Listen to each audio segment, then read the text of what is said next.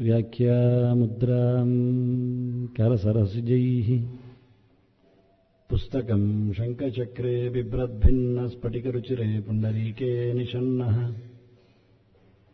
ಅಮ್ಲಾನಶ್ರೀರಮೃತವಿಶದೈರಂಶಭಿಪ್ಲಾವಯನ್ ಮಾಂ ಆವಿರ್ಭೂಯಾತ್ ಅನಗಮಹಿಮಾ ಮಾನಸೇ ವಾಗಧೀಶಃ. ನಮಸ್ತೆ ಪ್ರಾಣೇಶ ಪ್ರಣತವಿಭವಾಯಾವನಿಮಗಾಃ ನಮಃ ಸ್ವಾಮಿನ್ ರಾಮಪ್ರಿಯತಮಃ ನಮನ್ ಗುರುಗುಣ.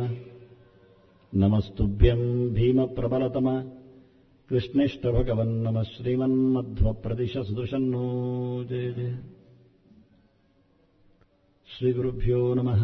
ನಾರಾಯಣಂ ಸುರಗುರುಂ ಜಗದೇಕನಾಥಂ ಭಕ್ತಪ್ರಿಯಂ ಸಕಲಲೋಕನಮಸ್ಕೃತಂ ಚ ತ್ರೈಗುಣ್ಯವರ್ಜಿತಮಜಂ ವಿಭುಮಾದ್ಯಮೀಶಂ ವಂದೇ ಭವಗ್ನಂ ಅಮರಾಸುರಸಿದ್ಧವಂದ್ಯಂ. ನಾರಾಯಣಂ ನಮಸ್ಕೃತ್ಯ ನರಂ ಚೈವ ನರೋತ್ತಮಂ ದೇವೀಂ ಸರಸ್ವತೀಂ ವ್ಯಾಸಂ ತತೋ ಜಯಮುದೀರೇ. ಮಹಾಭಾರತದ ಚಿಂತಕರಿಗೆ ವಂದನೆಗಳು. ಮಹತ್ವಾತ್ ಭಾರವತ್ವಾಚ್ಚ ಮಹಾಭಾರತಮುಚ್ಯತೆ. ನಿರುಕ್ತಮಸ್ಯ ಯೋ ವೇದ ಸರ್ವಪಾಪೈಃ ಪ್ರಮುಚ್ಯತೆ. ಇದು ಆದಿಪರ್ವದಲ್ಲಿ ವೇದವ್ಯಾಸರು ತನ್ನ ಗ್ರಂಥದ ಬಗ್ಗೆ ಹೇಳಿದ ಗೌರವದ ಒಂದು ನುಡಿ.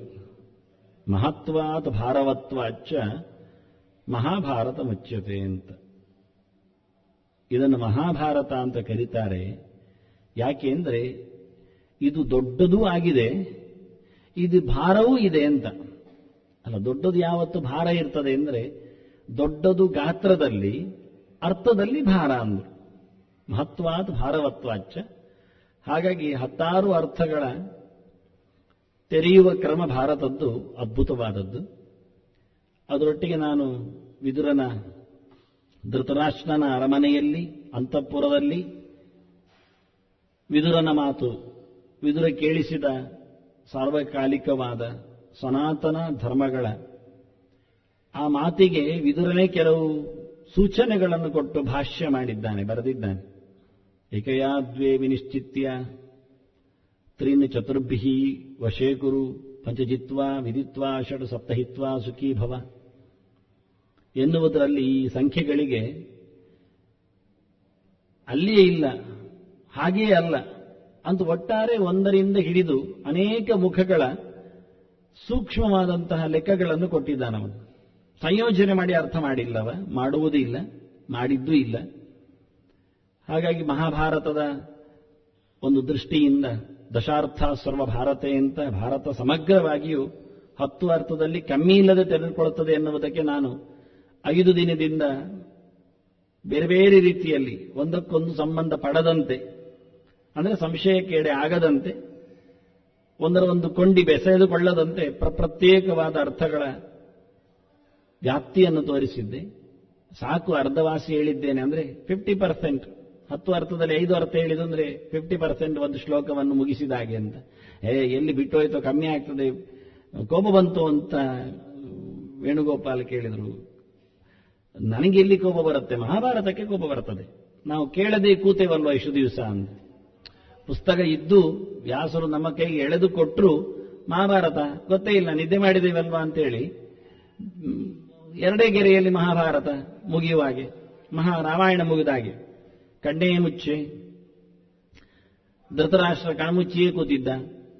ಕಾಡೇ ಗೂಡೆ, ಪಾಂಡವರು ಕಾಡಿಗೆ ಹೋಗಿಬಿಟ್ರು. ಅವರನ್ನಲ್ಲೇ ದೂಡ್ಲಿಕ್ಕೆ ನೋಡಿದರು. ಉದ್ದಿನ ಮೂಟೆ, ಕೊನೆಗೆ 100 ಜನ ಉದ್ದಿನ ಮೂಟೆ, ಒಂದೆರಡಲ್ಲ 100 ಗೋಣಿ ಉರುಳೆ ಹೋಯ್ತು, ಸತ್ಯ ಹೋಯ್ತು. ಇಲ್ಲಿಗೆ ಮಹಾಭಾರತ ಮುಗಿಯಿತು. ಮತ್ತೆ ಮುಗಿಸ್ಲಿಕ್ಕೆ ಬಹಳ ಸುಲಭ, ಆದರೆ ಅದು ಹೇಗೆ ಉರುಳಿತು, ಕಾಡಿನಿಂದ ತೆರಳಿ ಬಂದ ಪಾಂಡವರು ಹೇಗೆ ಉರುಳಿಸಿದ್ರು ಅನ್ನುವುದೇ ಒಂದು ಸೋಜಿಗದ ಸಂಗತಿ. ಭೀಷ್ಮ, ದ್ರೋಣ, ಅಶ್ವತ್ಥಾಮ, ಕೃಪ, ಕರ್ಣ, ಜಯದ್ರಥ ಇವರೆಲ್ಲ ನಿಂತಾಗ ಆ ಉರುಳಾಟ ಹೊರಳಾಟ ಅದು ಹೇಗಿತ್ತು, ಹೇಗಾಗಿತ್ತು, ನಡುವೆ ಮಾತಿನ ರಾಶಿ ಹೇಗೆ ಹೊರಗೆ ಬಂದಿತ್ತು ಎನ್ನುವುದೇ ಸೋಜಿಗ.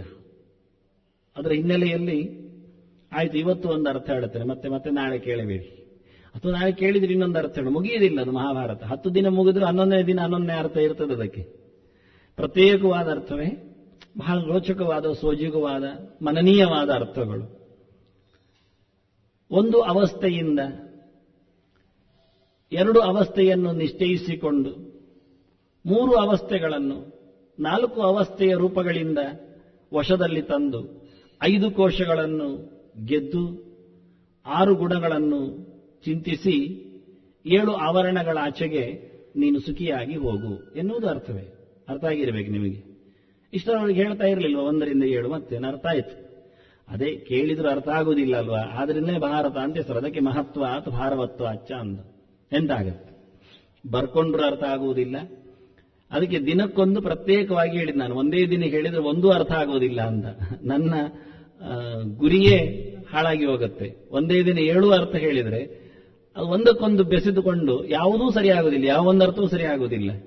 ಅದಕ್ಕೆ ದಿನಕ್ಕೊಂದು ಹೇಳಿ ಯೋಚನೆ ಮಾಡಿಕೊಳ್ಳಿ ಅಂದರೆ ನಿಮಗೆ ಅದಕ್ಕೂ ಪುರುಸೋತಾಗಲಿಲ್ಲ ಅಂದ್ರೆ ಆಶ್ಚರ್ಯ. ಏಕಯ್ಯ ಒಂದು ಅವಸ್ಥೆಯಿಂದ ಯಾವುದಾಗ್ಬೋದು. ಮನುಷ್ಯನಿಗಿರೋದು 3 ಅವಸ್ಥೆ: ಜಾಗೃತ, ಸ್ವಪ್ನ, ಸುಷುಪ್ತಿ. ಎಚ್ಚರ, ಕನಸು, ನಿದ್ದೆ. ಒಂದು ಅವಸ್ಥೆಯನ್ನು ಇಟ್ಟುಕೊಳ್ಳಿ. ನಿಮ್ಗೆ ಎಚ್ಚರ ಉಂಟಾ? ಸರಿ, ಎಚ್ಚರದಿಂದ ಶುರು ಮಾಡಿ. ಎಚ್ಚರದ ಕಥೆಯನ್ನು ಕೇಳಿಕೊಂಡು ಎಚ್ಚರದಲ್ಲಿ ನಾನು ಎಣಿಸಿದಾಗೆ ಆಗ್ತಾ ಇಲ್ಲ, ಎಚ್ಚರ ಆಗಿದ್ರೂ ನನಗೇನು ಸ್ವಾತಂತ್ರ್ಯ ಇಲ್ಲ, ಈ ಅವಸ್ಥೆಯಲ್ಲಿ ನಾವು ಎಷ್ಟು ದುರ್ಬಲರು. ಎಲ್ಲ ಎಚ್ಚರ ಇದ್ದೇವೆ, ಎಚ್ಚರ ಇದ್ರೂ ನಮ್ಮನ್ನು ಬೆನ್ನ ಹಿಂದೆ ಹಿಡಿದಾಕ್ತಾರೆ, ಬೋನಿಗೆ ಹಾಕಿ ಬಿಡ್ತಾರೆ. ನೋಡಿ, ಹೀಗಿರ್ತದೆ. ಪರಿಪೂರ್ಣ ಎಚ್ಚರ ಇರ್ತದೆ, ಎಚ್ಚರ ತಪ್ಪಿಸ್ತಾರೆ. ಅದರಿಂದ ಎಚ್ಚರದಲ್ಲಿ ನಾವು ಎಷ್ಟು ಅಸ್ವತಂತ್ರರು ಅಂತ ಅರ್ಥ ಮಾಡಿಕೊಂಡು 2 ಮುಂದಿನ ಅವಸ್ಥೆಯನ್ನು ನಿಶ್ಚಯ ಮಾಡಿಕೊ. ಸ್ವಪ್ನ ಮತ್ತು ಸುಷುಪ್ತಿಯು ನಿನ್ನ ಕಂಟ್ರೋಲಲ್ಲಿ ಇಲ್ಲ, ಯಾವನೋ ಕೆಲಸ ಮಾಡಿಸ್ತಾ ಇದ್ದಾನೆ. ಒಂದು ಸ್ವಪ್ನಕ್ಕೆ ಬಾ, ಎಚ್ಚರ ಬಿಡು. ಎಚ್ಚರದಲ್ಲಿ ನಾವೇ ಮಾಡಿದ್ದು ಅಂತ ಕೆಲವರಿಗೆ ಭ್ರಮೆ ಇರ್ತದೆ. ಭ್ರಮೆ ಅಲ್ಲ, ಅವರು ತರ್ಕ ಮಾಡುತ್ತಾರೆ. ನಾನು ಊಟ ಮಾಡಿದ್ದು ಇನ್ಯಾರು ಊಟ ಮಾಡಿದ್ದು? ನಾನೇ ಅಲ್ವಾ. ಅಡುಗೆ ಮಾಡಿದ್ದು ನಾನೇ ಅಲ್ವಾ. ಆಯ್ತು, ಹಾಗಾದ್ರೆ ಸ್ವಪ್ನದಲ್ಲಿ ಯಾರು ಅಡುಗೆ ಮಾಡಿದ್ದು? ಸ್ವಪ್ನದಲ್ಲಿ ಊಟ ಆಯ್ತಲ್ಲ. ಹೌದು, ಗೌಜು ಊಟ ಆಗಿರ್ತದೆ ಸ್ವಪ್ನದಲ್ಲಿ. ಮತ್ತೆ ಹೊಟ್ಟೆ ಮಾತ್ರ ಮೇಲೆ ಬಂದಿರುವುದಿಲ್ಲ, ಕೈ ತೊಳಿಲಿಕ್ಕೆ ಕೆಲಸ ಇರೋದಿಲ್ಲ. ಊಟಂದು ಮಾಡಿದ್ದುಂಟು, ನಾವು ಕಲಸಿ ತಿನ್ನೋದುಂಟು, ಖುಷಿ ಇರ್ತದೆ. ಆದ್ರೆ ಎದ್ದು ನೋಡಿದ್ರೆ ಕೈ ಒದ್ದೇ ಇಲ್ಲ, ಹೊಟ್ಟೆ ತುಂಬಿದ್ದೂ ಇಲ್ಲ. ಖುಷಿ ಮಾತ್ರ ಹಾಗೆ ಇರ್ತದೆ, ಊಟ ಮಾಡಿದ ಆನಂದ ಹಾಗಿರ್ತದೆ, ಬಹಳ ಚೆನ್ನಾಗಿತ್ತು ಊಟ ಅಂತ. ಹಾಗೆಲ್ಲಿದೆ ಅಂದ್ರೆ ಸ್ವಪ್ನದಲ್ಲಿ ಊಟ ಮಾಡುವ ಕನಸು ಕಾಣಬಾರದು, ಕಂಡರೆ ರೋಗ ಬರ್ತದೆ ಅಂತ ಅರ್ಥ ನಾಳೆ. ಅದನ್ನ ಇವತ್ತು ನಾನು ಹೇಳಿದೆ, ಇವತ್ತು ಸ್ವಪ್ನದಲ್ಲಿ ಎಲ್ಲರೂ ಗಡ್ದು ಊಟ ಮಾಡೋದು ಬೇಡ. ಸ್ವಪ್ನದಲ್ಲಿ ಉಂಡಂತೆ ಕಂಡರೆ ಅವನು ರೋಗಿ ಆಗ್ತಾನೆ ಅಂತ ಅದರ ಲಕ್ಷಣ, ಅವನಿಗೆ ರೋಗ ಹತ್ತಿರ ಬರ್ತದೆ ಅಂತ. ಅದು ಸ್ವಪ್ನ ಬಲವೂ ಇದೆ, ಅದರ ಹೊತ್ತು ಗೊತ್ತು ಎಲ್ಲ ಇದೆ. ಯಾವತ್ತೊಂದು ಕೂಡಲೇ ರೋಗ ಬರುವುದಿಲ್ಲ, ಅದು ಯಾವ ಕಾಲದಲ್ಲಿ ಬಿದ್ದಿದೆ ಅಂತ ನೋಡ್ಬೇಕು ಸ್ವಪ್ನ. ಅದು ಬೆಳಿಗ್ಗೆ ಬಿದ್ದಿದ್ರೆ ಕೂಡಲೇ ಬರ್ತದೆ. ಹಾಗಾಗಿ ಅದರ ಫಲ ಬರತಕ್ಕಂಥ ಕ್ರಮಗಳು ಎಲ್ಲ ಕೇಳಲಿಕ್ಕೆ ಇದೆ. ಯಾರೋ ಒಬ್ರು ನಾನೀಗ ಸ್ವಪ್ನದ ಬಗ್ಗೆ ಮಾತಾಡುವಾಗ ಹೇಳಿಯೇ ಬಿಟ್ರು, ಮಧ್ಯೆಯಲ್ಲಿ ಎದ್ದು ನಿಂತು. ನಾನು ಹೇಳಿದ್ದು ವಿದ್ಯಾರ್ಥಿಗಳನ್ನು ಕುಳ್ಳಿರಿಸಿಕೊಂಡು ಬೆಳಿಗ್ಗೆ ಬೇಗ ಏಳಬೇಕು, ಸೂರ್ಯೋದಯಕ್ಕಿಂತ ಮುಂಚೆ ಎದ್ರೆ ಒಳ್ಳೆ ರೀತಿಯಾದ ನಮ್ಮ ಬ್ರಹ್ಮಪಟಲ ಅದು ತೆರೆದುಕೊಂಡಿರ್ತದೆ, ವಿದ್ಯೆ ಚೆನ್ನಾಗಿ ಹತ್ತುತ್ತದೆ, ಜಪಾನುಷ್ಠಾನ ನಡೆಸಿದಾಗ ಮಂತ್ರಕ್ಕೆ ಫಲ ಬರ್ತದೆ. ಬ್ರಹ್ಮಣ್ಣ ರಾಣಿಯಾಗಿ ನಿಂತ ಗಾಯತ್ರಿ ಅವಳು ನಮಗೆ ಚಂದೋಭಿಮಾನಿಯಾಗಿ ವಿದ್ಯೆಯ ಫಸಲನ್ನು ಕೊಡ್ತಾಳೆ ಅಂತ ಹೇಳಿದೆ. ಅವರು ನನಗಿಂದ 2 ಪಾಲು ವರ್ಷ ಆದವರು ಎದ್ದು ನಿಂತ ಹೇಳಿದರು, ನೀವು ಓದ್ಲಿಕ್ಕೆ ಜಪ ಮಾಡಲಿಕ್ಕೆ ಹೇಳ್ತೀರಿ ಬೆಳಿಗ್ಗೆ ಬೇಗ ಎದ್ದು, ಅಂತಿಮ ಯಾಮದಲ್ಲಿ ಕನಸು ಬಿದ್ದರೆ ಸದ್ಯ ಫಲ ಕೊಡ್ತದೆ ಅಂತ ಇರುವುದು ಸ್ವಪ್ನಾಧ್ಯಾಯಗಳಲ್ಲಿ, ಸ್ವಪ್ನ ಫಲ ಚಿಂತನೆಯಲ್ಲಿ. ಹಾಗಾದರೆ ಮಲಗುವುದು ಬೇಡವಾ ಕೇಳಿದರು. ನಾನೇನು ಹೇಳಬೇಕು ಅವರಿಗೆ ಉತ್ತರ? ಮಲಗಿ ಹೇಳಬೇಕಾ? ಸ್ವಪ್ನ ಕಾಣಿ ಅಂತ ಹೇಳಬೇಕಾ?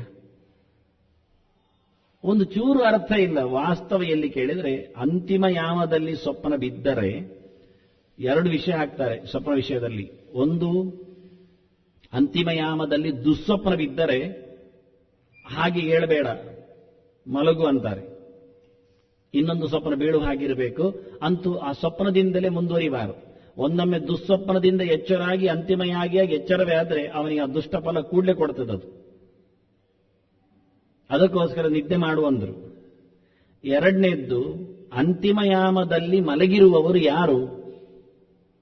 ಒಳ್ಳೆಯವರಲ್ಲ, ರೋಗಿಗಳು ಮಾತ್ರ. ಆ ರೋಗಿಗೆ ಅಂತಿಮಯಾಮದಲ್ಲಿ ಸ್ವಪ್ನ ಬಿದ್ದರೆ ಆ ಸ್ವಪ್ನ ಫಲದಂತೆ ಆ ರೋಗದ ನಿವೃತ್ತಿಯೋ, ರೋಗದ ಉಲ್ಬಣವೋ, ವೈದ್ಯಾಂತರನನ್ನು ನೋಡುವುದೋ, ಚಿಕಿತ್ಸಾಂತರ ಮಾಡುವುದೋ ಎಲ್ಲ ಇರ್ತದೆ. ಅವನ ರೋಗಕ್ಕೆ ಮದ್ದು ಎಲ್ಲಿಂದ ಎನ್ನುವುದು ಸ್ವಪ್ನದಲ್ಲಿ ಬರ್ತದೆ. ಅದನ್ನು ರೋಗಿಗೆ ಹೇಳಿದ್ದು ಹೊರತು ಅನೇಕ ದೀರ್ಘಕಾಲದ ರೋಗದಲ್ಲಿ ಬಿದ್ದವನಿಗೆ ಚೆನ್ನಾಗಿ ಆಗದೇ ಇದ್ದಾಗ ಸ್ವಪ್ನದಿಂದ ನಾವು ಸೂಚನೆಯನ್ನು ಹೇಳುತ್ತೇವೆ. ಇದು ನಡೆಯುತ್ತಿದೆ. ನನ್ನ ಅಕ್ಕನಿಗೆ ಒಬ್ಬಳಿಗೆ ಮಗು ಹೆತ್ತ ಬಳಿಕ ಮೆದುಳಿಗೆ ಜ್ವರ ಹಬ್ಬಿ ಆಕೆ ಯಾವುದೋ ಹಂತಕ್ಕೆ ತೆರಳಿದಾಗ ಬೇರೆ ವೈದ್ಯನಲ್ಲಿಗೆ ಜಾಗವನ್ನೇ ತೊರೆದು 60 ಮೈಲು ದೂರಕ್ಕೆ ಹೋಗಿ ಅವಳು ಸೇರಿಕೊಂಡಳು. ಅಲ್ಲಿ ಬೆಳಿಗ್ಗಿನ ಯಾಮದಲ್ಲಿ ನಿದ್ದೆ ಬಂದಿದೆ ಅವಳಿಗೆ. ಆ ನಿದ್ದೆಯಲ್ಲಿ ಇಡೀ ತಲೆಯನ್ನು ಮಂಗ ಬಂದು ಆಪರೇಷನ್ ಮಾಡ್ತಾ ಇದ್ದಾನೆ. ಆಪರೇಷನ್ ಮಾಡೋದಿಲ್ಲ, ಅವ ಪರಚುತ್ತಾ ಇದ್ದಾನೆ. ಅವಳು ಬೆಳಿಗ್ಗೆ ಆದ ನಂತರ ಸ್ವಪ್ನ ಹೇಳಿದ್ ನನಗೆ, ಇವತ್ತು ನಿನ್ನೆ ರಾತ್ರಿ ವಿಪರೀತ ತಲೆಯನ್ನೆಲ್ಲ ಮಂಗ ಪರಕಿತಾ ಇದ್ದ ಕೂತ್ಕೊಂಡು ಆಚೀಚೆ ಮಾಡಿದ್ದಾನೆ ಅಂತ. ಆ ಮರುದಿನ 6-7 ಗಂಟೆಗೆ 8 ಗಂಟೆಗೆ ವಿಸಿಟ್ ಬಂದ ವೈದ್ಯರು ಹೇಳ್ತಾರೆ, ಆಪರೇಷನ್ ಇಲ್ಲದೆ ಇವರಿಗೆ ಸರಿಯಾಗತ್ತೆ ಅಂತ. ಅದ್ಭುತ. ಇದೆಲ್ಲ ಪ್ರಾಣದೇವರು ಬಂದು ಕೆಲಸ ಮಾಡುವ ವಿಧಾನಗಳು, ನಡೆದ ಘಟನೆಗಳು. ಇನ್ನು ಬದುಕಿದ್ದಾಳಾಕಿ. ಅನೇಕ ಸ್ವಪ್ನದ ಸಂಗತಿಗಳಿವೆ. ಆದ್ದರಿಂದ ಸ್ವಪ್ನ ಅಧ್ಯಾಯದಲ್ಲಿ ಉಂಟು ಹೇಳಿದ ತಕ್ಷಣ ಕೆಲಸ ಆಗುವುದಿಲ್ಲ, ಕೆಲಸವೂ ಅಲ್ಲ ಅದು. ಅದು ಹೇಳಿದ್ದು ಅಲ್ಲ. ಜಪ ಮಾಡುವವರಿಗೆ ಬ್ರಹ್ಮ ಮುಹೂರ್ತ ಉಪಯೋಗಕ್ಕೆ ಬೇಕು, ಅವ್ರು ಹೇಳಬೇಕು. ಅದನ್ನು ಸ್ವಪ್ನದ ಒಂದು ಅವಸ್ಥೆಯನ್ನು ನೋಡಿಕೊಂಡು, ಸ್ವಪ್ನ ಹೇಗೆ ನಮ್ಮ ಕೈಯಲ್ಲಿ ಇಲ್ಲವೋ, ನಾವು ಎಣಿಸಿದ್ದು ಬೀಳುವುದಿಲ್ಲ, ನಮಗೆ ಬಿದ್ದದ್ದು ಅರ್ಥವೂ ಆಗುವುದಿಲ್ಲ, ಬೀಳಬೇಕು ಅಂತ ಕಾದು ಕೂತ್ರೆ ಬೀಳುವುದೂ ಅಲ್ಲ, ಹತ್ತಿರದವರೆಗೂ ಬೀಳುವುದಿಲ್ಲ, ವಿಚಿತ್ರವಾಗಿರುತ್ತದೆ.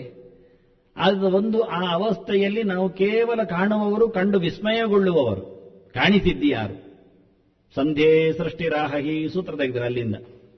ಸಂಧಿಯಲ್ಲಿ ಜೀವನ ಕೆಳಗೂ ಅಲ್ಲ ಮೇಲೂ ಅಲ್ಲದ ಒಂದು ಸಂಧಿ ಸಂದರ್ಭದಲ್ಲಿ ಕುತ್ತಿಗೆಯ ಬದಿಯಲ್ಲಿ ಜೀವನ ಪ್ರವೇಶ ಆದಾಗ ಆ ಸಿನಿಮಾ ವಿಸ್ಮಯದ ಲೋಕ ಅದು ತೋರಿಸಿದ್ಯಾರು? ಸಂಧ್ಯೆ ಸೃಷ್ಟಿ ಆಹಿ, ಅಲ್ಲಿ ಸೃಷ್ಟಿ ಮಾಡಿದ್ದರಲ್ಲಿಯೂ ಭಗವಂತನ ಕೈವಾಡ ಇದೆ ಅಂತ ನೋಡೋಣ. ಸ್ವಪ್ನವಾದ ಅವಸ್ಥೆಯನ್ನಿಟ್ಟುಕೊಂಡು ಏಕಯ ದ್ವೇ ವಿನಿಶ್ಚಿತ್ಯ, ಎಚ್ಚರವೂ ಭಗವಂತನ ಕೈಯಲ್ಲಿದೆ, ನಿದ್ದೆಯೂ ಭಗವಂತನ ಕೈಯಲ್ಲಿದೆ ಅಂತ ಅರ್ಥ ಮಾಡಿಕೊ. ಇದು ಎರಡು ಹೇಗೆ ಅಂತ ಸ್ವಪ್ನದ ಒಂದು ಸ್ವಲ್ಪ ವಿಷಯ ಅರ್ಥ ಮಾಡಿಕೊಂಡ್ರೆ, ಎಚ್ಚರವೂ ಒಂದು ಬಗೆಯ ಸ್ವಪ್ನ, ಮತ್ತೇನೂ ಅಲ್ಲ. ಸ್ವಪ್ನದಲ್ಲಿ ನಮ್ಮನ್ನು ಬೊಬ್ಬೆ ಹಾಕುವಂತೆ ಮಾಡಿದ್ಯಾರು? ಕೈ ಎತ್ತುವಂತೆ ಮಾಡಿದ್ಯಾರು? ಎದ್ದು ಹೋಗಿ ಬರುವಂತೆ ಮಾಡಿದ್ಯಾರು? ಎಲ್ಲ ಸ್ವಪ್ನದಲ್ಲಿ ನಡೀತದೆ. ಹಾಗೆ ಎಚ್ಚರದಲ್ಲಿಯೂ ನಮಗೆ ಗೊತ್ತಿಲ್ಲದ ಕೆಲಸ ಮಾಡಿಸ್ತಾನೆ, ನಿದ್ದೆಯಲ್ಲಿಯೂ ಭಗವಂತನೇ ನಮಗೆ ಆನಂದವನ್ನು ಉಣಿಸ್ತಾನೆ. ಇದನ್ನು ಏಕಯ ದ್ವೇ ವಿನಿಶ್ಚಿತ್ಯ, 1ರಿಂದ 2 ನಿದ್ದೆಯನ್ನು ಇಟ್ಕೊಳ್ಬೇಕಾದ್ರೆ ಯಾವುದು ಇಟ್ಕೊಳ್ಬಹುದು ಅಂದ್ರು. ನಿದ್ದೆ ನಮಗೆ ಗೊತ್ತಿಲ್ಲದೆ ನಡೀತದೆ. ಬೇಕು ಅಂದ್ರೆ ಬರುವುದಿಲ್ಲ, ಬೇಕಾದಷ್ಟು ಬರುವುದಿಲ್ಲ, ಬಂತು ಹೇಗೆ ಗೊತ್ತಿಲ್ಲ. ನೋಡ್ತಾ ಕೂತ್ಕೊಳ್ಳಿ, ಎಷ್ಟು ಗಂಟೆ ನಿದ್ದೆ ಮಾಡಿದೆ ಅಂತ ಹೇಳಲಿಕ್ಕೆ ಬರುವುದಿಲ್ಲ. ಎಷ್ಟು ಗಂಟೆ ನಿದ್ದೆ ಮಾಡಿದ್ದು ಗೊತ್ತಿಲ್ಲ, 5-10 ಆಗುವುದು ನೋಡಿದೆ, ಮತ್ತೆ ಗೊತ್ತಿಲ್ಲ ಅಷ್ಟೇ. ಹೀಗೆ ಗೊತ್ತಿಲ್ಲ ಎನ್ನುವುದಷ್ಟೇ ಗೊತ್ತಾಗುತ್ತೆ, ನಿದ್ದೆ ಗೊತ್ತಾಗುವುದಿಲ್ಲ. ನಿದ್ದೆಗೆ ಜಾರಿದ ಕತೆ ಕೇಳ್ತಾ ಇರ್ತದೆ ಪ್ರವಚನ, ತನ್ನಷ್ಟಕ್ಕೆ ನಿದ್ದೆ ಆಗ್ತದೆ. ಅಲ್ಲಿಗೆ ಎಚ್ಚರ ಆಗುವಾಗ ಗೊತ್ತಾಗ್ತದೆ ಪ್ರವಚನ ಮುಗಿಯಿತಾ ಅಂತ. ಕೆಲವರು ಪ್ರವಚನ ಮುಗಿದು ಎಚ್ಚರ ಆಗುವುದಿಲ್ಲ, ಮತ್ತೆ ಎದ್ದು ಹೋಗ್ತಾರೆ ನಿಧಾನಕ್ಕೆ. ಆರಾಮಿರ್ತದೆ ಅದು. ಇದು ಯಾಕೆ? ನಿದ್ದೆ ನಮ್ಮ ಕೈಯಲ್ಲಿಲ್ಲ ಎನ್ನುವುದು ಒಂದು ಅರ್ಥ ಆದರೆ, ಎಚ್ಚರವು ನಮ್ಮ ಕೈಯಲ್ಲಿಲ್ಲ, ಸ್ವಪ್ನವೂ ನಮ್ಮ ಕೈಯಲ್ಲಿ ಅರ್ಥ ಆಗುತ್ತೆ. ಹೀಗೆ ಎಲ್ಲವೂ ಯಾವುದೋ ಒಂದು, ಅದಕ್ಕೆ ಅವನು ಹೇಳಲಿಲ್ಲ ವಿದುರ, ಏಕಯ ದೇವಿ ನಿಶ್ಚಿತ್ಯ. ನೀನು ಯಾವ ಅವಸ್ಥೆಯನ್ನಾದರೂ ಇಟ್ಟುಕೋ, ಇನ್ನೆರಡು ಅವಸ್ಥೆಗಳ ಬಗ್ಗೆ ಗುರುತಿಸಿಕೊಳ್ಳಿಕ್ಕಾಗತ್ತೆ. ಆಗ ತ್ರೀನ್ ಚತುರ್ಭಿ ವಶೀಕರು. ನೀನು ಆ 3 ಅವಸ್ಥೆಗಳನ್ನು ದಾಟಬೇಕು. ದಾಟಲಿಕ್ಕೆ 4ರಿಂದ ದಾಟಿಸಬೇಕು. 4 ರೂಪಗಳು. ಈ ಅವಸ್ಥೆಯ ರೂಪಗಳು 4 ಜನ ಇದ್ದಾರೆ. ಜಾಗೃತ, ಸ್ವಪ್ನ, ಸುಷುಪ್ತಿ 3 ಅವಸ್ಥೆಗಳನ್ನು ದಾಟಬೇಕು. ಇದು ನಿರಂತರ ಅವಸ್ಥೆಗಳು. ಎಚ್ಚರ ಆಯ್ತಾ, ಆಯಿತು, ನಿದ್ದೆ ಬರ್ತದೆ, ನಿದ್ದೆ ಆಯ್ತಾ, ಆಯಿತು, ಸ್ವಪ್ನ ಬೀಳ್ತದೆ, ಆಯ್ತಾ, ಎಚ್ಚರ, ಹೀಗೆ ಆಗ್ತಾ ಇರ್ತದೆ. ಇದರಿಂದ ನಾವು ಪೂರ ಎಚ್ಚರ ಆಗಬೇಕು. ನಿದ್ದೆ ಮತ್ತೆ ಮಾಡಬಾರದು, ಸ್ವಪ್ನ ಕಾಣಬಾರದು. ಎಚ್ಚರ ಅಂದ್ರೆ ಪರಿಪೂರ್ಣವಾದ ಎಚ್ಚರಕ್ಕೆ ತೆರಳಬೇಕು. ಅದಕ್ಕೋಸ್ಕರ 4 ರೂಪಗಳು: ವಿಶ್ವ, ತೈಜಸ, ಪ್ರಾಜ್ಞ, ತುರ್ಯ. ವಿಶ್ವ, ತೈಜಸ, ಪ್ರಾಜ್ಞ ಅದು 3 ರೂಪ, 3 ಅವಸ್ಥೆ ಇದ್ದೆ. 4ನೆಯದ್ದು ತುರ್ಯ ಅವಸ್ಥೆ, ಅದೇ ಮೋಕ್ಷಾವಸ್ಥೆ, ತುರ್ಯ ರೂಪ. ಹೀಗೆ ಚತುರ್ಭಿಹಿ ವಶೇಕುರು ಅನ್ನೋದು. 4 ರೂಪಗಳ ಉಪಾಸನೆಯಿಂದ ಜಾಗೃತ, ಸ್ವಪ್ನ, ಸುಷುಪ್ತಿಗಳನ್ನು ನೀನು ಗೆಲ್ಲಿಕ್ಕೆ ಬರ್ತದೆ. ಅವರ ಅನುಗ್ರಹದಿಂದ ನಿನಗದು ಸಾಧ್ಯ ಆಗ್ತದೆ ಅಂತ. ಹೀಗೆ 4 ರೂಪಗಳು. ಇದು ಮಾಂಡುಕ್ಯ ಉಪನಿಷತ್ ಬಹಳ ಚೆನ್ನಾಗಿ ಇವರ ಬಗ್ಗೆ ಮಾತಾಡ್ತದೆ ನಿಮಗೆ. ಹೀಗೆ ಮಾಡಿದಾಗ ಪಂಚಚಿತ್ವ, ಪಂಚಕೋಶಗಳ ಜಯ. ನಮ್ಮದು ಹೊರಗಿನ ಪ್ರಾಣಮಯ, ಅನ್ನಮಯ, ಆನಂತರ ಮನೋಮಯ, ವಿಜ್ಞಾನಮಯ, ಆನಂದಮಯ ಕೋಶಗಳು. ಅದರಲ್ಲಿ ಹೊರಗಿನ ಅನ್ನಮಯ ಕೋಶ ಪ್ರಾಣಮಯ ಕೋಶ ಎಚ್ಚರದ ಅವಸ್ಥೆಯಲ್ಲಿ ಇರ್ತದೆ. ನಾವು ಊಟ ಮಾಡುವಾಗಲೂ ಎಚ್ಚರ ಇರುತ್ತೇವೆ. ನಿದ್ದೆಯಲ್ಲಿ ಊಟ ಮಾಡಲಿಕ್ಕೆ ಬರುವುದಿಲ್ಲ. ನಿದ್ದೆಯ ಊಟ, ಸ್ವಪ್ನದಲ್ಲಿ ವಿಷಯ ಬೇರೆ. ಅದು ಸ್ವಾಪ್ರ ಪದಾರ್ಥಗಳ ಭೋಗ, ವಾಸನಾ ಪದಾರ್ಥಗಳ ಭೋಗ. ಅಲ್ಲಿ ಇಲ್ಲ, ದೇವರು ಸೃಷ್ಟಿ ಮಾಡಿಕೊಡ್ತಾನದಾಗ ಊಟದ ವಸ್ತುಗಳನ್ನು ಸೃಷ್ಟಿ ಮಾಡ್ತಾನೆ. ಆಗ ನಮಗೆ ಹೆದರಿಕೆಯ ಅಥವಾ ಆನಂದದ ಅಮಲಿನ ವ್ಯವಸ್ಥೆಯನ್ನು ಸೃಷ್ಟಿ ಮಾಡ್ತಾನೆ. ವಾಸನಾ ಪದಾರ್ಥಗಳದು ಮಾನಸ ವಾಸನಾ ಪದಾರ್ಥಗಳಿಂದ ನಡೆಯುವಂಥದ್ದು. ಆದರೆ ಎಚ್ಚರದಲ್ಲಿ ಆಗುವಾಗ ಅನ್ನಮಯ ಪ್ರಾಣಮಯ ಕೋಶ ಕೆಲಸ ಮಾಡ್ತದೆ. ಇದು ಎಚ್ಚರ. ಎಚ್ಚರದಲ್ಲಿ ನಮ್ದು ಹಸಿವು ಆಗ್ತದೆ, ಮಾತಾಡಲಿಕ್ಕೆ ಬರ್ತದೆ, ಇಂದ್ರಿಯಗಳ ಕೆಲಸ ಆಗ್ತದೆ. ಇದು ಪ್ರಾಣಮಯ ಅನ್ನಮಯ ಕೋಶಗಳ ವ್ಯಾಪಾರ ಜಾಗೃತ್. ಮನೋಮಯ ಕೋಶ ಅದು ಸ್ವಪ್ನ ಅವಸ್ಥೆಯಲ್ಲಿ ಅದು ಕೆಲಸ ಮಾಡ್ತದೆ. ಕೈಕಾಲು ಕೆಲಸ ಮಾಡದಿದ್ರೂ ಮನಸ್ಸು ವಿಪರೀತವಾಗಿ ನೋಡಿಕೊಳ್ತದೆ, ತಿರುಗ್ತದೆ, ಹೋಗುತ್ತದೆ, ಎಲ್ಲ ಮಾಡುತ್ತದೆ. ಸುಷುಪ್ತಿಯಲ್ಲಿ ಮನೋಮಯ ಕೋಶವೇ ಇಲ್ಲ, ಅದು ಮಲಗಿ ಬಿಡುತ್ತದೆ. ಆನಂದಮಯ ಕೋಶ, ಅಲ್ಲಿ ಕೇವಲ ಜೀವ ಮತ್ತು ದೇವರು. ಆನಂದ ಆಗತ್ತೆ. ನೈಜ ಆನಂದಮಯ ಕೋಶ ಆಗದಿದ್ರೂ ಆನಂದ ಆಗತ್ತೆ, ಸ್ವರೂಪ ಆನಂದವೇ ಆಗತ್ತೆ. ಇದನ್ನೆಲ್ಲ ಹೇಳಲಿಕ್ಕೆ ಪಂಚಕೋಶಗಳ ಜಯ ಈ ಅವಸ್ಥೆಯಿಂದ ಆಚೆಗೆ ಮಾಡಿಕೊಳ್ಳಬೇಕು. ಅದಕ್ಕೆ ಷಡ್ವಿಧಿತ್ವ, 6 ಗುಣಗಳನ್ನು ತಿಳ್ಕೊಳ್ಬೇಕು ಅಂತಾರೆ. ಇದು 6 ಗುಣ. ಇದು ವಿಶ್ವತೈಜಸ ಪ್ರಾಜ್ಞರದ್ದು, ಯಾವ್ಯಾವುದೂ ಅಲ್ಲ. ಸುಮಾರು ಅರ್ಥಗಳಿವೆ ಅಲ್ವಾ. ಇದು ಇದಕ್ಕೆ ಸಂಬಂಧಪಟ್ಟದ್ದು. ಆಪ್ತೇ ಪ್ರಥಮ ಮಾತ್ರ, ಅಕಾರ ಪ್ರಥಮ ಮಾತ್ರ ಆಪ್ತೇ ಆತಿಮದ್ವಾದ್ವ ಅಂತಾರೆ. ಆ ಅಂದ್ರೆ ಎಂಥದ್ದು? ಆ ಅಂದ್ರೆ ಆಪ್ತಿ ಮತ್ತು ಆದಿ 2 ಅರ್ಥ. ಆಪ್ನೋತಿ ಹವೈ ಸರ್ವಾನ್ ಕಾಮಾನ್ ಇತಿ ಆದಿಶ್ಚ ಭವತಿ. ಆಪ್ತಿ ಅಂದ್ರೆ ಹೊಂದುವುದು ಅಂತ. ಎಲ್ಲವನ್ನೂ ಹೊಂದಿದವನು, ಆದ್ದರಿಂದ ದೇವರು ಆ. ಎಲ್ಲಕ್ಕಿಂತಲೂ ಮೊದಲು ಇದ್ದದ್ರಿಂದ ದೇವರು ಆ. ಇದು 2 ಗುಣ ಉಪಾಸನೆ ಮಾಡು, ನಿನಗೆ ಎಚ್ಚರ ಆಗತ್ತೆ ಅಂದರು. ನಾವು ಎಚ್ಚರ ಇಲ್ಲದೆ ನಿಂತದ್ದು ಕಾರಣವೇ ತತ್ವದಲ್ಲಿ ಇದೇ 2 ಅಂತ. ಈ 2 ಭಗವಂತನ ಗುಣದಿಂದ ನಾವು ಎಚ್ಚರ ಆಗ್ಲಿಕ್ಕೆ ಆಗತ್ತೆ. ಯಾಕೆಂದ್ರೆ ನಮಗೆ ಯಾವುದೂ ಬಯಸಿದ್ದು ಸಿಗುತ್ತಿಲ್ಲ ಎನ್ನುವುದರಿಂದ ನಾವು ದೇವರು ಅಲ್ಲ ಅಂತ ಗೊತ್ತಾಗ್ತದೆ. ಒಂದೇತ್ತು, ಏನಿದ್ದರೂ ಸಿಗುವುದು ದೇವರಲ್ಲಿಯೇ ಅಂತ ಇರುವುದು ಖಾತ್ರಿ. ಆದ್ದರಿಂದ ದೇವರು ಎಲ್ಲ ಉಳ್ಳವನು ಎನ್ನುವುದು ಅರ್ಥ ಆಗಿ ಅವನ ಹತ್ತಿರ ಹೋಗಬೇಕು ಅಂತ ಗೊತ್ತಾಗುತ್ತೆ. ಇದು ಮೊದಲ ಗುಣದ ಒಂದು ಉಪಾಸನೆಯ ಮುಖ. ಎರಡನೆಯದ್ದು, ನಾವು ಮೊದಲಿದ್ದವರಲ್ಲ. ನಮಗಿಂತ ಮೊದಲು ತಂದೆ ಇದ್ದರು, ನಾವು ಬಂದವರು. ತಂದೆಯೂ ಮೊದಲಿದ್ದದ್ದಲ್ಲ, ಅವನ ತಂದೆ ಇದ್ದ, ಅವನು ಬಂದವನೇ. ಅವನು ಮೊದಲಿಗನಲ್ಲ, ಅವನ ತಂದೆ ಇದ್ದ. ಯಾವತ್ತು ಎಲ್ಲಿವರೆಗೆ ನೀವು ಹೋದರೂ ಸಿಗುತ್ತೆ ವಂಶವೃಕ್ಷ ಮತ್ತೆ. ಹಾಗಾಗಿ ಎಲ್ಲಕ್ಕಿಂತ ಮೊದಲಿದ್ದವನು ಯಾರು? ದೇವರು ಮಾತ್ರ.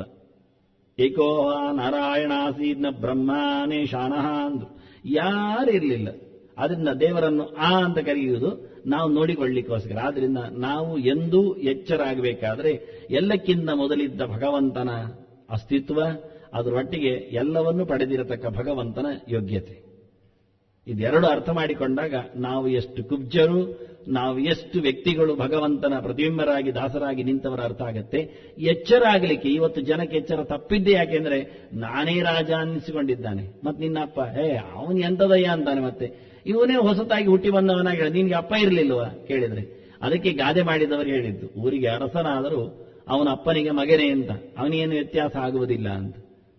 ಅವನಿಗೆ ಹೇಗಿದ್ರು ಅರಸ ಆದ್ರೆ ಊರಿಗೆ ಆಯಿತು, ನನಗೇನು, ಅವನು ಅರಸನಾಗುವ ಮುಂಚೆ ನಾನಿದ್ದಿರ್ಲಿಲ್ವ ಎನ್ನುವ ಎಚ್ಚರ ಇರ್ತದೆ. ಇದು ದೇವರ ಬಗ್ಗೆ ಎಚ್ಚರ ಆಗಲಿ ಅಂದ. ನಮ್ಮೆಲ್ಲರ ಅಪ್ಪ ಭಗವಂತ ಎನ್ನುವ ಎಚ್ಚರ ಆದ್ರೆ ನಾವು ಎಷ್ಟು ಕುಬ್ಜರು ಅಂತ ಅರ್ಥ ಆಗತ್ತೆ. ನಮಗೇನಿಲ್ಲ ಎನ್ನುವುದು ಗೊತ್ತಾಗತ್ತೆ ಎಲ್ಲ ಅವನಲ್ಲಿ ಇರುವಾಗ, ಎಲ್ಲ ಕೊಡುವವನವನೇ ಎನ್ನುವ ಅರ್ಥ ಆಗುವಾಗ. ನಮಗಿಲ್ಲ ಎನ್ನುವುದು ನಮಗೆ ಗೊತ್ತಾಗತ್ತೆ ಎಚ್ಚರದಲ್ಲಿ. ಸ್ವಪ್ನದಲ್ಲಿ ಕೈ ಎಳೆದು ದುಡ್ಡು ಕೊಡ್ತಾರೆ, ಆದ್ರೆ ಎಚ್ಚರದಲ್ಲಿ ಕೈ ತೆರೆದ್ರೆ ಎಂಥದಿಲ್ಲ. ಕೊಪ್ಪರಿಗೆ ಕೊಟ್ಟಿದ್ರು, ಕೊಪ್ಪರಿಗೆ ಕೊಡ್ತಿದ್ರು, ದುಪ್ಪರಿಗೆ ಹೋಗಿ ಆಗಿದೆ, ಏನ್ ಮಾಡು, ಹತ್ತಲಿಕ್ಕೆ ಕಾಲ್ಬಲ ಇಲ್ಲ, ಸಿಗುವುದೆಲ್ಲಿಂದ? ಸಿಗುವುದಿಲ್ಲ. ಅಯ್ಯೋ, ನಿದ್ದೆಯಲ್ಲಿ ಸ್ವಪ್ನದಲ್ಲಿ ಕಂಡ ಗಂಟಿನಾಗ ಆಯ್ತಲ್ಲ ಕತೆ. ಅದಕ್ಕೆ ಆಪ್ತಿಮತ್ತ ದ್ವಾನ್ ಎರಡನೇದ್ದು. ಉತ್ಕರ್ಷಾದುಭಯತ್ವಾದ್ವ ದ್ವಿತೀಯೋ ಮಾತ್ರ ಅವಕಾರ ಅಂದ್ರು. ಅಂದ್ರೆ ಎರಡನೆಯ ಅಕ್ಷರ. ಅದೆಂತದ್ದು ಹೇಳಿದ್ರೆ, ಉತ್ಕರ್ಷತಿ ಹವ ಇದಂ ಸರ್ವಂ ಸಮಾನಶ್ಚ ಭವತಿ. ಉತ್ಕರ್ಷ ಮತ್ತು ಉಭಯ ಎರಡು ಅರ್ಥ ಇದೆ ಅದಕ್ಕೆ. ಅದಕ್ಕೂ ಎರಡು ಗುಣ ಇದೆ. ಭಗವಂತ ಎತ್ತರದಲ್ಲಿದ್ದಾನೆ ಅಂತ, ಸರ್ವೋತ್ತಮ ಇದ್ದಾನೆ. ಉತ್ಕರ್ಷ, ಎಲ್ಲರನ್ನೂ ಎತ್ತರಕ್ಕೆ ತರುವವನವನೇ. ಉತ್ಕರ್ಷತಿ, ಆಕರ್ಷಣೆ ಮಾಡುತ್ತಾನೆ. ನಮಗಾಗಿ ಹಾರಲಿಕ್ಕೆ ಆಗುವುದಿಲ್ಲ, ಏರ್ಲಿಕ್ಕೆ ಆಗುವುದಿಲ್ಲ, ಹೋಗಲಿಕ್ಕೆ ಆಗುವುದಿಲ್ಲ. ದೇವರು ಎಳೆಯದೆ ನಾವು ಮೇಲೆ ಬರಲಿಕ್ಕೆ ಸಾಧ್ಯವೇ ಇಲ್ಲ. ಯಾವ ಕಾಲಕ್ಕೂ ಭಗವಂತ ಇಳಿಯದೆ ನಮ್ಮ ಉದ್ಧಾರ ಆಗುವುದಿಲ್ಲ. ಅದು ನಾವು ಏನು ಮಾಡಿದ್ರು ನಮ್ಮ ಸರ್ವ ಪ್ರಯತ್ನದಿಂದಲೂ ಮೇಲೋಗ್ಲಿಕ್ಕೆ ಬರುವುದಿಲ್ಲ. ಯಮೈವೈಷ ವ್ರಣತೆ ತೇನ ಲಭ್ಯ ಉತ್ಕರ್ಷತಿ ಹವ ಇದಂ ಸರ್ವಂ. ಎಲ್ಲವನ್ನೂ ಕರ್ಕೊಂಡೋಗುವನು ದೇವರೇ, ಅಲ್ಲದೆ ಇನ್ಯಾರಿಲ್ಲ. ನಾವು ಎಂದೂ ದೇವರಾಗ್ಲಿಕ್ಕೆ ಸಾಧ್ಯ ಇಲ್ಲ. ಹಾರಲಿಕ್ಕೆ ಬರುವುದಿಲ್ಲ, ಹೋಗಲಿಕ್ಕೆ ಬರುವುದಿಲ್ಲ, ಆಗುವುದಿಲ್ಲಿಗೆ ಎನ್ನುವ ಅರ್ಥ ಆಗಲಿ ಅಂದ್ರು. ಉತ್ಕರ್ಷತಿ ಹವ ಇದಂ ಸರ್ವಂ, ಈ ಎಲ್ಲವನ್ನು ಎಳೆಯುವುದು ದೇವರು ಅಂದ. ಮತ್ತೊಂದು ಹೇಳಿದ ಉಭಯತ್ವಾದ್ವಾ ಅಂದ. ಸಮಾನಶ್ಚ ಭವತಿ ಅಂತ. ದೇವರು ಎಂದೂ ವ್ಯತ್ಯಾಸಗೊಂಡದ್ದೇ ಇಲ್ಲ. ಸರ್ವ ಸಮಾವ, ಸರ್ವ ಗುಣದಿಂದ ಯಾವ ಕಾಲದಲ್ಲಿಯೂ ಸರ್ವ ದೇಶದಲ್ಲಿಯೂ ಸರ್ವ ಸಮ ಇದ್ದಾನೆ. ಅದನ್ನ ಭಗವಂತನನ್ನು ಸಮಹ ಅಂತ ಹೇಳಿ, ಸಮೋಹಂ ಸರ್ವಭೂತೇಶು ಅಂದ ಅವನಿ. ನಾನು ಸಮ ಇದ್ದೇನೆ ಅಂತ. ಜೀವರು ಎಲ್ಲರೂ ವಿಷಮ ಇದ್ದಾರೆ, ಸಮವೇ ಇಲ್ಲ, ಯಾರಿಗೂ ಸಮ ಇಲ್ಲ. ಅವರಿಗೆ ಹೇಳೋದೇನು, ಒಂದಲ್ಲ ಒಂದು ಸಮ ಇಲ್ಲದ ಸಂಗತಿಗಳು ಇರ್ತವೆ ಅಂದ. ಲಿಂಗ ದೇಹಗಳಿರ್ತವೆ, ಅದನ್ನು ಭಂಗ ಮಾಡಿಕೊಳ್ಳಲಿಕ್ಕೆ ಉಂಟು. ಅಜ್ಞಾನದ ಕೋಟೆ ಇರ್ತದೆ, ಅದನ್ನು ಮುರಿದಾಕಲಿಕ್ಕೆ ಉಂಟು. ಬಯಕೆಗಳ ರಾಶಿ ಇರ್ತದೆ, ಅದನ್ನು ಅನುಭವಿಸಲಿಕ್ಕೆ ಬೇಕು. ಪ್ರಾರಬ್ಧದ ಮೂಟೆ ಒಂದಿಷ್ಟೇ ಇರ್ತದೆ, ಜನ್ಮಾಂತರದ್ದು, ಅದು ಸವೆಸಬೇಕು. ಎಷ್ಟು ಕತೆ ಇದೆ ನೋಡಿ. ಎಲ್ಲಿಯಾದರೂ ಸಮ ಉಂಟೋ? ಯಾರಿಗೂ ಯಾವತ್ತೂ ಹೇಗೂ ಇಲ್ಲ. ಅದನ್ನ ಭಗವಂತನೊಬ್ಬನೇ ಉಭಯ ಅಂತ ಕರೆಯಲ್ಪಡ್ತಾನೆ. ಸರ್ವ ಸಮಾವ, ಎಲ್ಲಕ್ಕೂ ಅನುಗುಣವಾಗಿರುವವನವನೊಬ್ಬನೇ. ಅದರಿಂದ ಭಗವಂತನನ್ನು ಸಮೋಹಂ ಅಂದದವನು, ಸಮನಾಗಿರುವ ಭಗವಂತ ಅಂತ ಹೀಗೆ ಉಪಾಸನೆ ಮಾಡು. ನಿನ್ನ ವೈಷಮ್ಯವನ್ನು ನೀನು ನೋಡು ಅಂದ. ಅಷ್ಟು ದೂರ ಯಾಕೆ ಅಂದ್ರು? ನಿನ್ನ ಒಂದು ಬೆರಳಿನಂತೆ ಇನ್ನೊಂದು ಬೆರಳಿಲ್ಲ, ಇರಬೇಕಾಗಿಲ್ಲ. ಇರುವುದಿಲ್ಲ ಅಂದ್ರೆ ಬೆರಳು ಎಲ್ಲ ಬೇರೆ ಬೇರೆ ಇರ್ತದೆ, ಅದು ಮಂಗಬೆರಳ ಎಲ್ಲ ಒಂದೇ ಬಗೆ ಇರಲಿಕ್ಕೆ ಅಂದ್ರೆ? ಹಾಗಲ್ಲ ಹೇಳಿದ್ದು.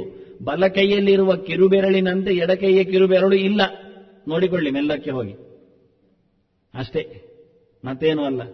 ಹೀಗೆ ಪ್ರತಿಯೊಬ್ಬರದ್ದು ಅವನು ನೋಡ್ತಾನೆ ಇದ್ದಾನೆ. ಈಗ ವಾಸು ಹೇಳುವಾಗಲೇ ಹೌದಲ್ವೋ ಅಂತ. ಇಲ್ಲ, ವ್ಯತ್ಯಾಸ ಇದೆ. ಪ್ರತಿಯೊಂದು ಆಗಿ ಬಲ ಬದಿಯಾಗಲಿ ಎಡ ಬದಿಯಾಗಲಿ ಪ್ರತಿಯೊಂದು ವ್ಯತ್ಯಾಸ. ಅದು ಮನುಷ್ಯನ ದುರ್ಲಕ್ಷಣ, ದೇಹದ ವ್ಯವಸ್ಥೆ, ಅದು ವೈಷಮ್ಯ. ಅದನ್ನೇ ಹೇಳಿದ್ದವರು. ಅಷ್ಟೇ ಅಲ್ಲ, ಅಷ್ಟು ಮಾತ್ರ ಅಲ್ಲ, ನಮ್ಮ ದೇಹದಲ್ಲಿ ವಾತ ಪಿತ್ತ ಕಫಗಳು ಸಮವಾಗಿಲ್ಲ. ಸಮ ಇದ್ರೆ ಸಾಯ್ತಾನೆ ಅಂತ ಅರ್ಥ. ವಿಷಮವಾಗಿರಲೇಬೇಕು. ನಾವು ಹೇಳುದು, ಮಳೆಗಾಲ ಬಂದ ತಕ್ಷಣ ಶುರುವಾಯಿತು ಶೀತ, ಆನಂತರ ಮತ್ತೆ ಚಳಿಗಾಲ ಬಂದರೆ ಶುರುವಾಯಿತು ವಾತ ಹೇಳುತ್ತೇವೆ. ಅಥವಾ ಇನ್ನೊಂದು ಕಾಲಕ್ಕೆ ಬಂದಾಗ ಶುರುವಾಯಿತು ಕಫ ಅಂತೇವೆ. ಒಳ್ಳೇದೇ, ಹಾಗೆ ಶುರುವಾಯ್ತಾ? ಹಾಗಾದ್ರೆ ನಿಮ್ಮದು ಸ್ಪಂದಿಸುವ ದೇಹ ಅಂತ ಅರ್ಥ. ಋತುಮಾನಗಳಿಗೆ ಅನುಗುಣವಾಗಿ ಉಂಟು. ಯಾಕೆ ಋತುವಲ್ಲಿ ಏರುಪೇರಿದೆ, ನಿಮ್ಮಲ್ಲಿ ಏರುಪೇರು ಆಗಬೇಕು. ಇಲ್ಲ, ಋತು ಏರುಪೇರು ಅದು ನಾನು ಸಮ ಇರಬೇಕಾದ್ರೆ ಆಗದೆಂದು ಸಮ ಇಲ್ಲ ಅಂತ ಅರ್ಥ ಇದರಲ್ಲಿ ಅಷ್ಟೇ. ನಮ್ಮದು ತ್ರಿದೋಷಗಳು ಸಮ ಆಗುವುದಿಲ್ಲ. ತ್ರಿದೋಷಗಳು ಸಮ ಆದರೆ ಸತ್ತ ಅಂತ ಅರ್ಥವ. ಏರುಪೇರು ಇರಲೇಬೇಕು, ಹೆಚ್ಚು ಕಡಿಮೆ ಇರಲೇಬೇಕು. ಯಾವಾಗ ಹೆಚ್ಚು ಕಡಿಮೆ ಇದ್ರೆ ಏನೋ ಕೆಲಸ ಮಾಡ್ತಾ ಉಂಟು ದೇಹ ಅಂತ ಅರ್ಥ.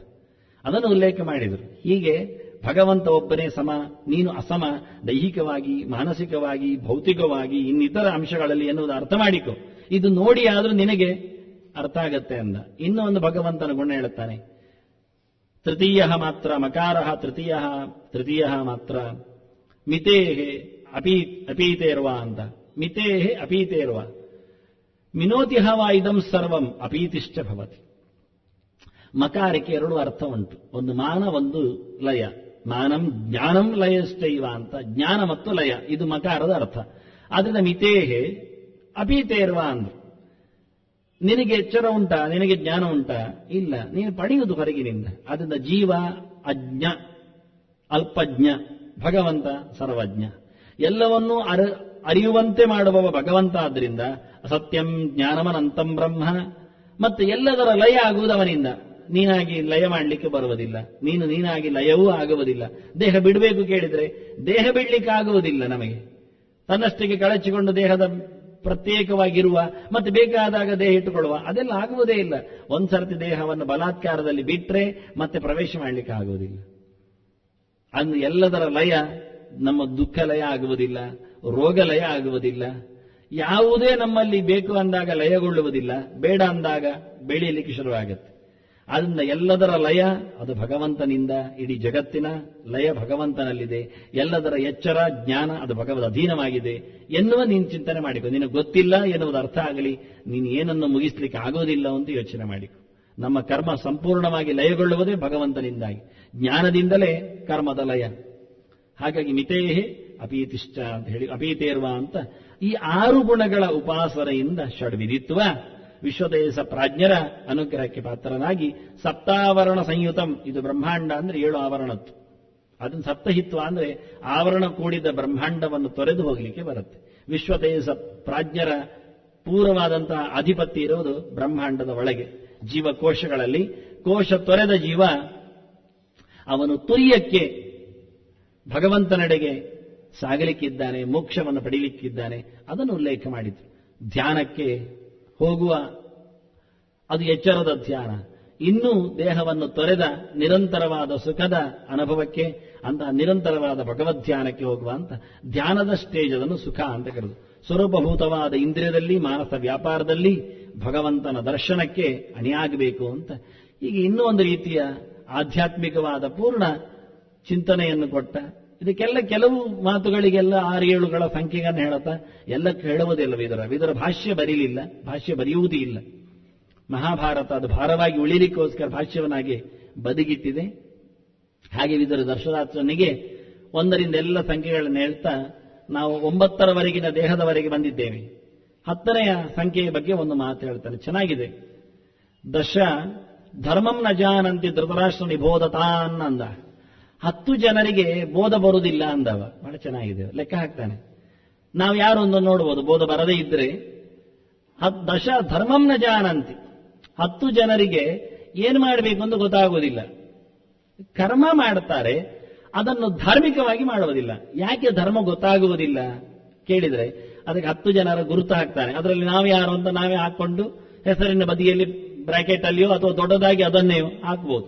ಮತ್ತಃ ಪ್ರಮತ್ತಃ ಉನ್ಮತ್ತಃ ಶ್ರಾಂತಃ ಕ್ರುದ್ಧಃ ಬುಭುಕ್ಷಿತಃ ತ್ವರಮಾಣಶ್ಚ ಲುಬ್ಧಶ್ಚ ಭೀತಃ ಕಾಮೀಚ ತೇ ದಶ. 10 ಜನರು ಬಹಳ ಚೆನ್ನಾಗಿದೆ, ಎಲ್ಲ ಪರಿಚಯ ಇದ್ದವರೇ, ಹೊಸತೇನಿಲ್ಲ ಇದರಲ್ಲಿ ಶಬ್ದಗಳು. ಆದ್ರೆ ನಾವು ನೋಡಿಕೊಂಡಿಲ್ಲ ಅದು ನಾವು ಯಾರು ಅಂತ. ಅದಕ್ಕೆ ಇವತ್ತು ನೋಡಿಕೊಳ್ಳಿಕ್ಕೋಸ್ಕರ ವಿದುರ ಹೇಳುತ್ತಾನೆ, ಧೃತರಾಷ್ಟ್ರನೇ ನೀನು ಯಾರು ನೋಡು ಅಂತ.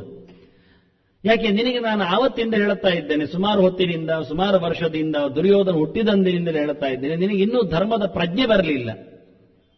ಅದು 10 ಜನರಿಗೆ ಧರ್ಮ ಅರ್ಥ ಆಗುವುದಿಲ್ಲ ಅಂದೈವ. ನಾನು ಹೇಳಿದ್ದೆ ಮೊನ್ನೆ, ವಿದುರ ನೇರ ಬೈತಾನೆ ಅಂತ ಧೃತರಾಷ್ಟ್ರನಿಗೆ.